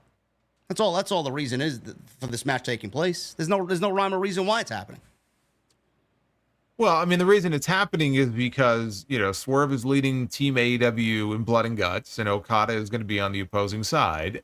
That and the fact that it's the 250th episode, and he wanted to really load up the show. So this is what he came up with. At least there you can justify and say, okay, they're going to be on opposing sides next week, and so let's have a match this week. And look, if they want to have Swerve on the show in a big match, I'm not going to argue it. Yeah. He should be featured as much as possible. So like that, I don't have an issue with. But, to the point that you were mentioning before, the last couple of weeks, and especially that show last Wednesday, I thought was excellent. And that closing angle with Mariah May and Tony Storm is one of the greatest segments in the history of that show. It may be the greatest women's segment in the history of AEW. I think it was, actually. I think it was. And to see the usual bad actors or bad faith actors on social media who, even when they have a great show, like an objectively great show, much better than what maybe they've been giving us over the last couple of months, and then the same people are mocking it and shitting all over it and voting it down and stuff. That's what bothers me when I know that we had, like a kick-ass episode. Like, this was a really great episode. And you get the same people who probably don't even watch it, but they shit all over it and they mock it. And that's what we're dealing with here. It goes back to the whole tribalism thing that I don't think that they can win with a certain segment of people. Like, people have dug in their heels, they have their opinions on it, or maybe they're a fan of the other side. And no matter what AEW does, there are certain people who will shit on it no matter what, even when they're really good. And last week's show was an example of one that I thought was really good. And I think that the only thing they need to do is just try to consistently turn out shows like that one. And then hopefully over time, you still need compelling stories and characters and people on the show, but hopefully word of mouth will spread, and over time maybe they can pick up a little bit more momentum, and maybe the viewership starts to tick back up a little bit. Because year over year they're just down. They're down from the year before, now they're down from that, and it could very well go lower, than even where they are now. If they continue to churn out shows like the one we got last week, that's, I think, the best thing that they could do to try to turn things around and maybe bring some of those people back into the fold. But you're always going to have those bad faith actors, though, who are going to just shit all over it no matter what. And before we get into the super chats, I got to ask you, are you surprised, or were you surprised to see Bryan Danielson beat Adam Page on Wednesday to advance to All In and wrestle Swerve for the World Championship? I wasn't surprised. I was disappointed, though, because I was pulling for Hangman. And I felt that was the better of the two matches in terms of like how personal an issue that there is between them. Was I surprised? I was not. He was the favorite, before anybody knew who the wild card was. I mean, Danielson was the favorite anyway. So I wasn't shocked that Tony Khan would want to go with that story. This could be his last opportunity to win the world title. He's never been champion before in this company. It didn't surprise me. And look, I'm not upset. Like, it's going to be a great match. And I think Bryan Danielson is one of the greats of all time. He's fantastic. So it's going to be a great match. Hangman and Swerve, we're going to get it. We're going to get it next week, right? We're going to get it in Blood and Guts, because now they're going to be on opposing sides. Maybe we'll get it all out, 2 weeks after All In. But I have to say, the Owen tournaments, both of them, I thought Tony Khan, like this year, they really knocked it out of the park with the Owen. Adding those stipulations made it that much more important, knowing that the winners were actually getting something tangible other than just the trophy and the belt that, never gets defended, that they would actually be getting world championship matches at their big stadium show. And the matches we got, even on the women's side, we had Chris Statlander and Willow Nightingale. I thought it was very good, the finals with Mariah May and Willow. It wasn't as strong as Danielson and Hangman. I thought that was the match of the tournament. Oh, yeah, easily. Yeah. I mean, I thought that was fantastic. So I thought they did a great job with the Owen. And again, to go back to that closing angle, this is what made the show so great on Wednesday. You had both Owen finals, but you had that final segment. And just what was so great about it was you had the irony of Toni Storm spending an entire year telling people to watch for the shoe. And in the end, she gets her brains bashed in by one. I just thought that was so great. I don't think they could have planned that any better. I mean, I was talking to some people about this, some wrestling buddies of mine, and someone asked me the question, do you think Tony kind of planned that catchphrase to lead up to this big turn with Mariah May? I'm like, I wouldn't be surprised if it really was something that elaborate, because the whole fucking storyline's been elaborate. What was the take on something Eve? All About Eve. All About Eve. All About Eve. Yeah. All About Eve. 1950 or 51? 50. And yeah, the story was basically ripped right from the movie, where you have this aging Hollywood starlet who, in this younger protege that she takes under her wing, and in the end, she kind of gets usurped by her. And I mean, Excalibur was saying it on commentary. Was this the plan all along? Was this the plan from the start? We'll find out, because Mariah May is going to be cutting a promo tomorrow night. I'm very, very, very curious and interested to see, is it going to be a sit-down interview? Is it going to be in the middle of the ring? Is she serious? Because this is a side of her that people in AEW, unless they've seen her like in Stardom, maybe in other places, we haven't seen this version of her before. she was vicious. I mean, did you see some of those shots with that shoe? It needs to fit the vibe of what we saw, the lasting image of what we saw, because what we saw was legitimately, it looked like a scene out of a fucking horror movie. Honestly, the way she was holding her bloody head up, I thought it was like fucking a cold-blooded killer holding up the head of a victim that they just fucking cut the head off of. It's exactly what it reminded me of. Yeah, I mean, she came off as just an absolute, just raving psychopath, and she's going to, I think, show a side of herself now that a lot of people didn't think she had in her. But the story, to go back to that, I don't even know that it's necessarily something Tony Khan planned from day one, like the shoe and all that. I think it's probably something that Tony Storm came up with, like the people involved. I wouldn't be surprised if it was her brainchild. And I'm sure a lot of that stuff was planned out from day one. I mean, you talk about storytelling. Has there been a better, more consistent story told from start to finish now that we look back at, what they've done than the whole Tony Storm, Mariah May dynamic? I mean, I can't think of too many. It's just it's like beautiful poetry. Chin up, tits out. Watch for the shoe. Watch for the fucking shoe. You were bloodied with your own shoe on Wednesday night. I mean, it's so perfect. It was a funny thing, right? People took it as a joke, right? Chin up, tits out. Watch for the shoe. She would throw one at Renee every week, and she would duck it. It was like a comedy tagline, and then we saw what it turned into on Wednesday, and it's like, wow, like. This is not what I was expecting here. So I thought it was great, and I am invested now in the follow-up. I'm invested in the match. That shot when she was holding her up and the camera panned out, you saw the match graphic like on the big screen and everyone's booing in the background. It was so perfect. And I don't think they're gonna close the show with it. But if you were to tell me like, hey, they're thinking about like headlining with that match, okay, I wouldn't argue it. Me neither.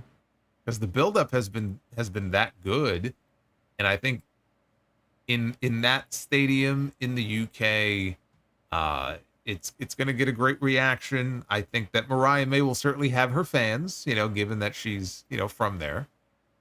But we'll see her as a vicious heel now. How she's able to get that over. I'm really looking forward to that match. That's 2 huge women's matches right now, signed for that show for each title. 2 of the strongest that the company's ever put on in 5 years at that show. And we still might get also a Statlander Willow Nightingale match. Again, I wouldn't mind that either. See, AEW fans, when are you going to admit story is king, man? Enough of this fucking one-off dream match nonsense every week. See what happens?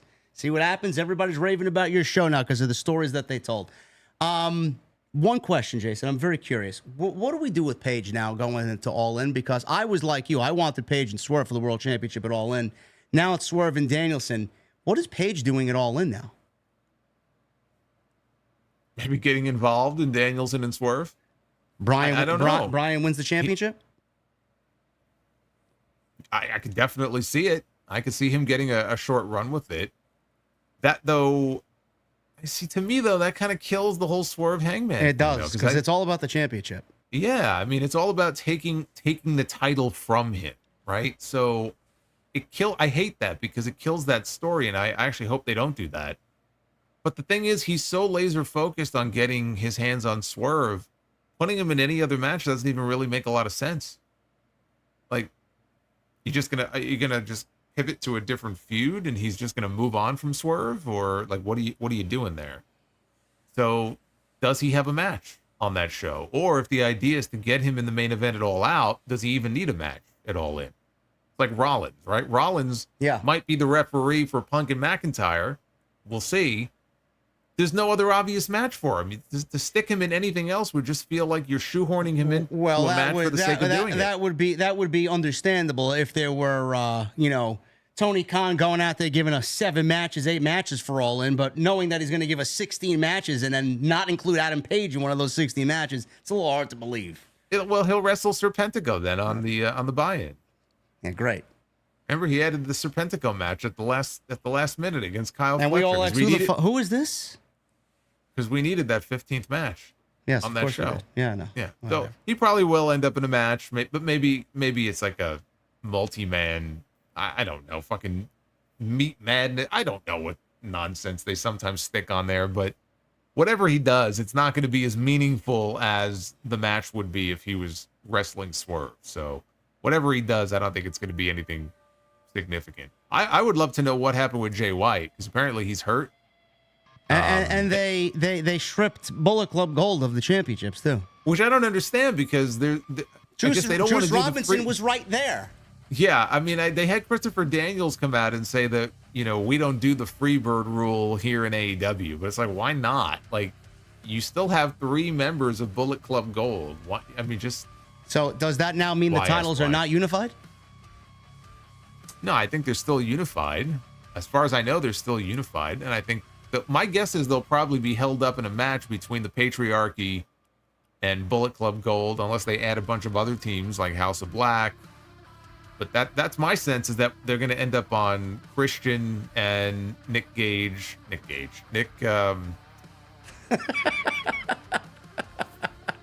Help me out here. Nick Wayne. Mama, how could you forget Mama Wayne, bro? Come on. Oh my God, Mama Gage. Nick Wayne, Christian, and Killswitch is my guess as far as them ending up with those belts. Hopefully you guys enjoyed today's show, man. Lots going on, or we make it to be a lot. It wasn't really a lot, but I'm glad you guys stuck with us anyway. We're going to get into the super chats in just a second, but first, please hit that thumbs up. We broke the goal of 750. Thank you guys very much. Now we can get on to 1,000. Thank you guys. Super chats are open. Make sure you get them on in. And please make sure you guys follow both Jason and I, and hit that subscribe button for both of our YouTube channels. On social media, YouTube, everything you need is linked down below in the description. We'll start with Demeter Bullion here. Mr. Professional, he puts in parentheses, $7.99. Hello, Jason. Hello, JD. I hope you are enjoying your evening. Pleasure to be here with intellectuals like yourselves. Do you like Shane O'Mac's new lip rings?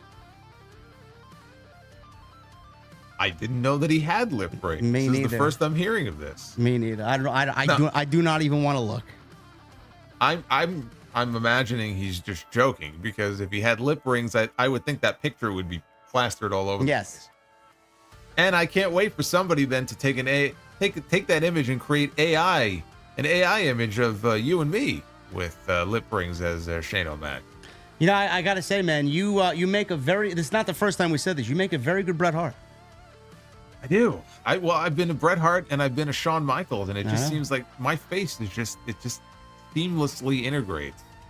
But I unfortunately had a Don Goldberg today. You were Bill Goldberg. Yeah, that's unfortunate. Stallions Productions, $9.99. Who do you guys see as the top matches at All In Dallas to try and hit 100K sellout? You see Khan going strong at some free agents in 2025 to help. Maybe Shane, who is a free agent in 2025. Thank you, Stallions, to the 10. I think running AT&T Stadium is going to be a daunting challenge for Tony Khan, something that I do not think he should take on. And right now, it's not really confirmed, like we talked about, like Jason said earlier, that All In will be the super show or the big-time event that they're doing in the Dallas-Fort Worth area. It could be something else, and they could run an obviously smaller baseball stadium. That would be the best way to go about it, but listen, story. Just give me some stories and some top matches that really are important because of those stories, and they'll be fine. David, thank you for the $100 super chat earlier. Appreciate you very much, David. Gold Standard with a $5 super chat. WWE has all the momentum while AEW is stuck in indie wrestling bingo hall purgatory. Yeah, a show like tomorrow night should absolutely have the 8,000 attendance range, but it's something that they've struggled with. I don't know. Well, I mean, they're running the smaller venues, and we know how big this venue is that they're running. Like, what the max capacity is. Well, people, you see people already complaining that they're running that esports stadium, and they only have like 1,000 people attending. I'm like, this is what you wanted. This is what we all wanted from the but to me but that's, I don't mind that. I mean, I think that could actually look cool. I'm curious what the setup looks like, but to me, that's like running the Hammerstein. Yeah. You know, it's like it's a special venue. It's a special situation. Like that doesn't bother me.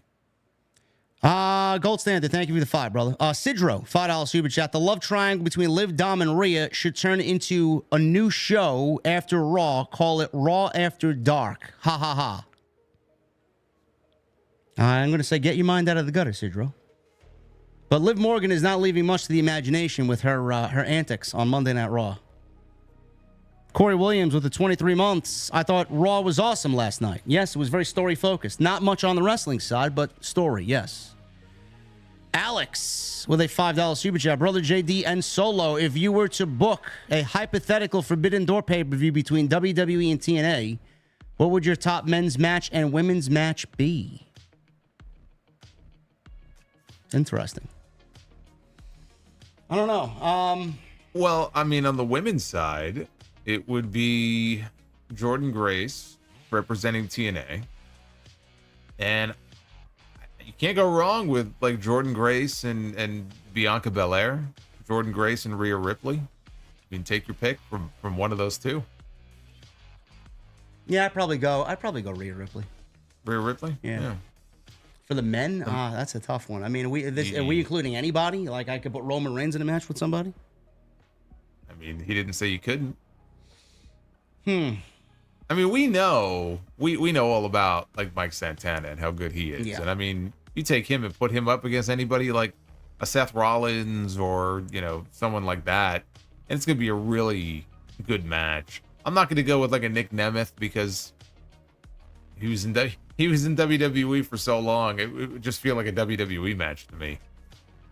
I don't know. I mean, who else? Joe Hendry's already there. Joe Hendry against somebody? I don't know. I think Mike Santana is always a solid pick for somebody. You know, I'd probably go. I love Josh Alexander. I think Gunther and Josh Alexander would work great. Mike Santana against literally anybody. You want to put him in there against Gunther, AJ Styles, anybody. He's going to work a fucking great match no matter who he's in the ring with. But, yeah, I mean, they got a great roster over there. And I'm excited to see if they actually do an NXT Forbidden Door with TNA. I'd be all over that. Okay, Worlds Collide. Yeah.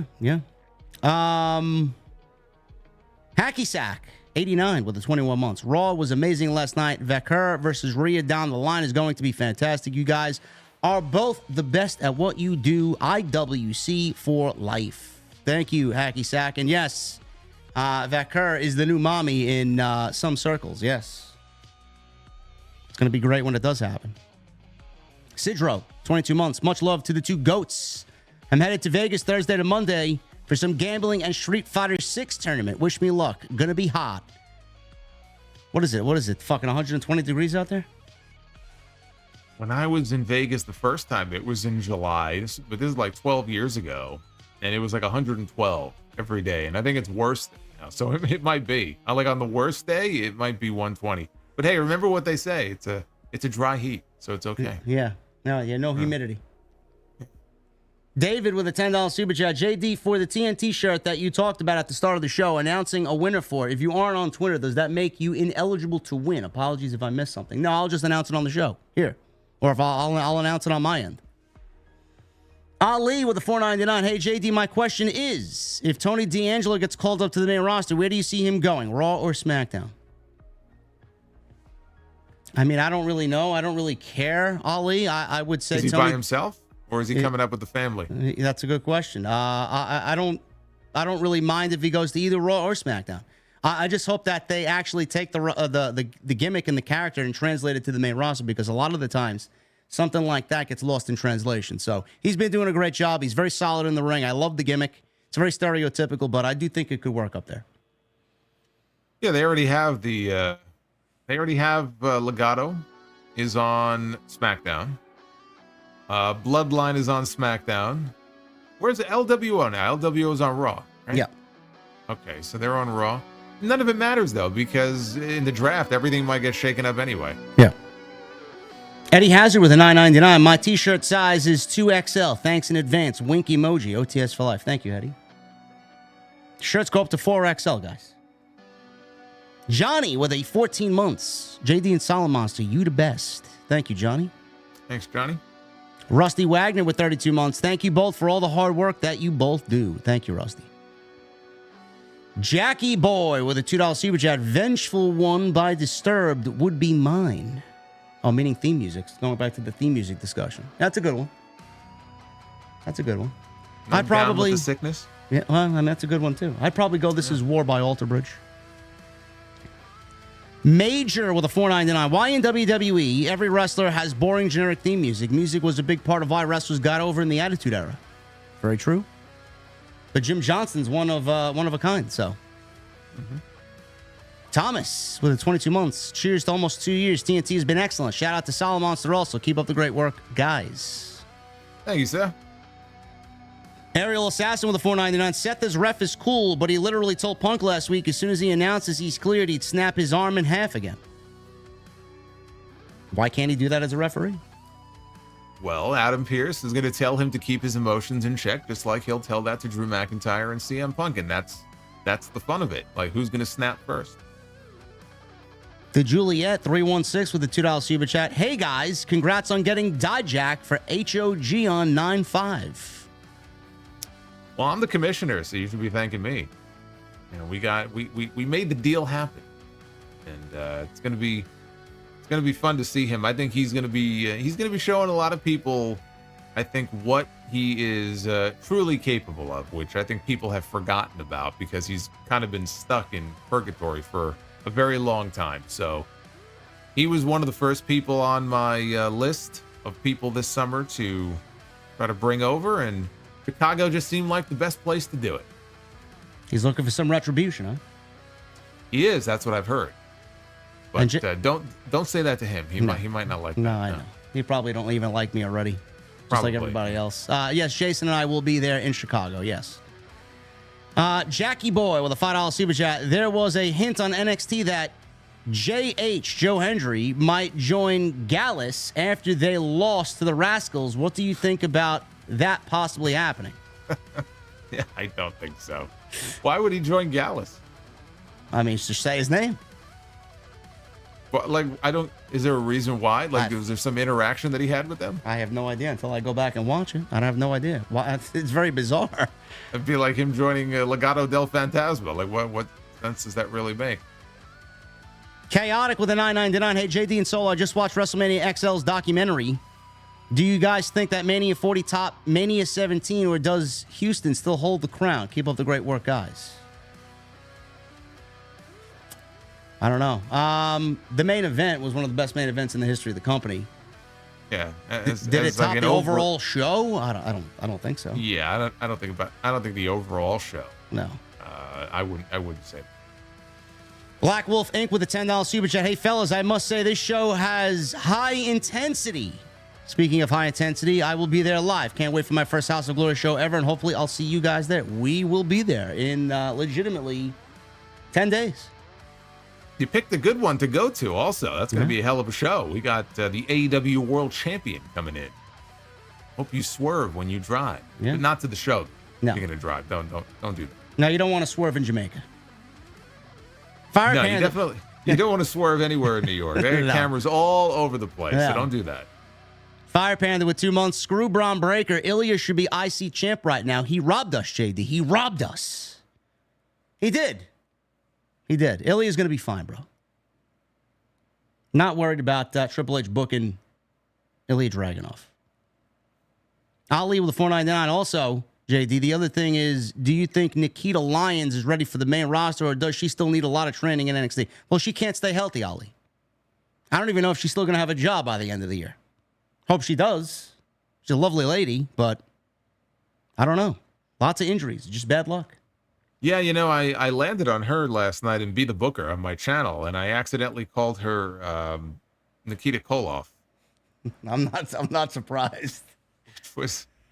by the time you get to the end of these streams, like my brain is gone sometimes. But I had a nice little laugh at just picturing that. And they're like, well, is there something about Nikita Koloff's features that made you think of that? I go, no, not that I can recall. I never looked at him quite that way. But that was quite the visual there. Hidden Network. Thank you, brother. I love both our takes on the Stephanie Vaquer signing with WWE. Firm but respectful. Follow the template, geeks. Well, thank you. I mean, listen, I love all wrestling. I do. And someone like that who I saw for the first time and want to see more of, I'm happy for her. So she's going to do great. Road Warrior Roderick with a $20 super chat. Thank you. AEW creative has sucked overall since Revolution. I only watch certain segments and certain wrestlers, but hey, you tell me where getting MJF versus Ospreay, I'm watching that show no matter what. Please, AEW, do better going forward. Listen, I hope a lot of people tune in because tomorrow I feel like it's going to be a special show. So hopefully the rating really shows us that AEW is back in somewhat decent shape going into All In. Jackie Boy with a $2 super chat. Johnny Ace, people power. No, thank you. Never want to hear about him again. Nathan Rush with a 5. Cena versus LA Knight promo work could be top notch and would be a great test for LA Knight to help polish his promo work. I could see it. I wouldn't be surprised if it does happen. G Uso with a $1.99. Great stuff, guys. Glad I came across this. Well, happy to have you. Thank you, brother. Lucha Trooper with a $5 super chat. Who do you think the Young Bucks will defend their titles against at All In? I hope for either the Lucha Brothers or the Kings of the Black Throne. It will be the Acclaim. The Acclaim. There you go. Edward with a $4.99. Great show to listen to while I'm on the job. Also, thank you for getting me into Alter Bridge. Currently my second favorite band. Okay. Happy to hear it, Edward. Got a lot of material there to catch up on. Then you got Miles' solo work. And his stuff with Slash. Got a lot of stuff to look forward to. Michael Loden with a 5. Have you ever tried to mix Blue Chew and Magic Mind before? It's an amazing combo. Thanks for the free trials to make this combo possible. No. First of all, I don't need Blue Chew, though I do know it works. And Magic Mind is incredible. But no, I don't mix sponsors. No, I do not. Everybody should have a little Magic Mind. Sinister Classic. 21 months. I'll be at Dynamite 250 tomorrow night. Can't wait for Ospreay versus MJF. I'll try to sneak in an OTS sign past Petty Khan. Continue the awesome work. Listen, I don't think, maybe, who knows nowadays. They'll probably confiscate the sign and rip it up in front of you. I don't know. They're not big fans of what I do anymore. Set it on fire. Yeah, set it on fire live on Dynamite. Yeah. Cake with the $2 super chat. Save the date. March 26th falls on a Wednesday. What is that? March 26th? I don't know. Is that a special day, Cake? What am I supposed to know on that day? I think March 26th. Wasn't March 26th the day of the Raw Nitro simulcast back in 2001? You might be right. I believe so. I have no idea if that's what he's referring to, but I think that was. Are you implying, Cake, that Shane McMahon's going to show up on Dynamite on March 26th in 2025? Jason can't wait. Yeah, him and his lip ring. Maybe he and Darby could do some stuff together. Yeah. Zizou with a $4.99. Sending love from the GWO. Hey, Zizou. That's our Green World Order. One of my esteemed members. What's going on, Zizou? Trey Lindsay, 3 months. JD Jason, do either of y'all think it's possible Priest retains at SummerSlam with a flash pin only to run it back in Berlin and Gunther gets the win? No. I think winning King of the Ring and then losing is not what Triple H has envisioned for Gunther. Dom Wappo with I'm sorry, Jason, go ahead. Well, I was just going to say, and also Nia is getting a shot on that show. I think there's a better chance of Gunther winning than Nia winning. Yeah. And I think there's a chance that Nia wins, but there's a better chance that Gunther will walk out with that world title. Dom Wappo with a $4.99. Just have to say that I love TNT. You guys are killing it. Also, I don't know if you mentioned it earlier. What do you think of TK's comments on Copeland's run? I did see that. I didn't put it in the notes because I thought it was ridiculous. He said Adam Copeland's run is the best it's ever, or the best run he's ever had has been in AEW. I think Tony Khan's a little crazy, man. We know he's a little crazy, but those are ridiculous comments. It's called being a promoter. Yeah. That's what that is. Even Bacardi says Tony Khan is a little loopy. Maybe he needs some magic mind. He does. Yeah. Drizzy Drew with a $4.99. Do we get Hangman costing Swerve the title to Danielson at Wembley? Adding more fuel to that fire at that point, that feud might not need the title. Drizzy Drew, the feud absolutely needs the title. Yeah, it does, and I don't think so, because I don't think that you want Bryan Danielson to win the AEW World Title for the first time that way. And also, I feel like Hangman wants to be the one to take it from him, so I don't see that happening at all. Spin Gucci with a 199 solo. What happened with the Allah Big Bro? What is Spin Gucci? Dude, his name. What did you say? His name is so. I don't know how to pronounce his name, so I just spell it out. Spell it out. Yoiuo Spin Gucci. I have no idea. Who is Ayala? Ayala Big Bro? Solo, what happened with Ayala Big Bro? Is this comment? What is I don't know anybody by that name. I don't even think we have any players on the Mets by that name. Oh my God, guys. I have no idea. Ali with a 499. Jason had me laughing so hard when he was copying Bailey's theme, Role Model, and you forgot to mention Pretty Deadly's theme too. Well, Pretty Deadly's theme actually does fit them. I don't mind their theme too much, but yes, Role Model is. Well, their theme is supposed to sound like ABBA, like an ABBA song. Yeah. But yeah, Bailey, I can't get over it. Like every time, like she comes out, like the music plays for a little bit, so it's like 5 seconds after her music starts. And then just this random, like, machine-generated voice, like, Role Model. Is that supposed to be cool or something? Like, come on, man. We got to do better than this. I'd rather have her old NXT music back. Miles Marable with a 499. Hope you two gentlemen are doing well. Great show as usual. I asked JD already. So, Mr. Solomonster, would you consider to be Mrs. WrestleMania? What? Would I consider being Mrs. WrestleMania? I assume he means I will not be. I assume who is Ms. WrestleMania is what he's referring to there. Ms. WrestleMania would I mean, look, JD's not going to like this answer, but how could it not be Charlotte Flair, right? Hasn't she had more success probably than any other single woman on that show? I mean, she lost to Rhea last year, but she beat Asuka, ended the streak. We'll go back even further. I mean, she won that championship, right? She beat Becky and Sasha at 32. 33, she was in a 4-way. She did not win. I just realized I read this super chat wrong. What? I read the super chat wrong. I'm like, would you consider being Mrs. WrestleMania? I thought he was asking. That's what I thought you said. I'm like, what the fuck does that mean? I'm just thinking about what I said. I'm like, did I read this fucking wrong? In my head, Mrs. WrestleMania. I figured it out. I don't even have it in front of me, and I figured out what I figured it meant. Oh my God! I think. Well, but again, like she beat Asuka 34, 35.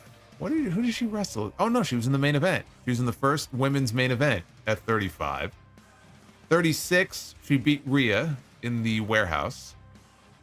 37, I don't think she worked. 38. Who did she wrestle at 38? What was her match at 38? Charlotte? Oh, Ronda Rousey, that terrible match they had. Oh, God. Yeah. But, I mean, if not Charlotte, who would Ms. WrestleMania be? Well, it's not Sasha. I'll tell you that. It's not Asuka. It's not Becky. Bianca's, what, 4-0 at WrestleMania? Either 4-0 or 3-0. Well, she had the great match with Sasha. She had the great match with Becky. And then I think she had a pretty good match with Asuka, 39. You know, even though you said I might not like it, I might have to agree with you. Charlotte might be Miss WrestleMania right now, honestly. Yeah, it's got to be her or maybe Bianca. Who else we got here? We got, thank you, Miles. Billy with a $10 super chat. Thank you, Billy. Have a great night, OTS family. Who are the final 3 for AEW at Blood and Guts? It's a good question. We got to find out tomorrow. Who's it going to be? I have no idea. We got Swerve and Mark Briscoe right now. It might be the Acclaimed, as long as it's not Daddy Ass. And then who's the 5th? I don't know. What do you think? Well, let's see. We got Swerve, Briscoe. I think the Acclaimed is a safe bet. And that leaves, is it 2 spots? No, we need still have one more after the Acclaimed because it's 5-on-5. Right, but like the Acclaim. Oh, okay, yeah, you're right. I was thinking it might be Ospreay, but he probably won't be involved in that. Oh, Darby. We saw Darby attack. What's his name? Yeah. Oh, well, yeah. He was looking for Jack Perry. Yeah. So there you go, Darby. There's your answer. Demeter Bullion. He leaves no message, but his name. I have to read this, unfortunately. Demeter Bullion. Bula Wuga Dula Huga Fula. With a 99 cents in Australian super chat. I feel like you just unwittingly put some sort of like curse. Maybe. On everybody in the chat. LC Killer 17 with a $5 super chat. Hi guys, do you know Mercedes is a crazy crystal lady now? I didn't know that, but I could absolutely see that being a thing with her. Absolutely. How do you know? Why do you people know this? I don't understand it. Yeah, it's a little scary. YFNPG with a $4.99. Great show, you guys. As for me, Bad Blood will be my first ever pay-per-view. I see live. I'm looking forward to it. Hope all is well with everyone in the live. Thank you, brother. And we got a $1.99. This is the last one for the night. Rumple Maine simply says Charlotte Flair's feet. That's one of your guys, ain't it? He's obsessed with people's feet, and random wrestlers. It could be anybody. I guess tonight it's Charlotte Flair. So also, there you go. Something I don't get. Feet fetishes. I don't understand it. I don't know. You guys got your things. I don't know. More popular than you would think. All right, man. That's all we got. Enough of feet. Charlotte feet. Enough. We mentioned Charlotte twice on this show. Why? She's not even on TV. She will be soon. I know. Unfortunately, she's coming back. She's coming back soon. Anyway, and then when she comes out, there's got to be some kind of a sound effect at the beginning. So what do you think it'll say? For Bayley, it's role model. So would it be? Well, I guess she already has one, right? It's like bow down. Bow down to the queen. Bow down to the queen. Okay. Yeah. Anyway, guys, I appreciate you. Jason, appreciate you. Thank you for the great support on episode 57. We'll be back at it next week, as always. And we'll have everything that comes out of this week. We got Dynamite to look forward to Friday. We're building towards SummerSlam. We're on the road to All In. So a lot to look forward to, guys. So thank you very much. Continue to hit that thumbs up. We're 50 likes away from 1,000. Thank you for the super chat love.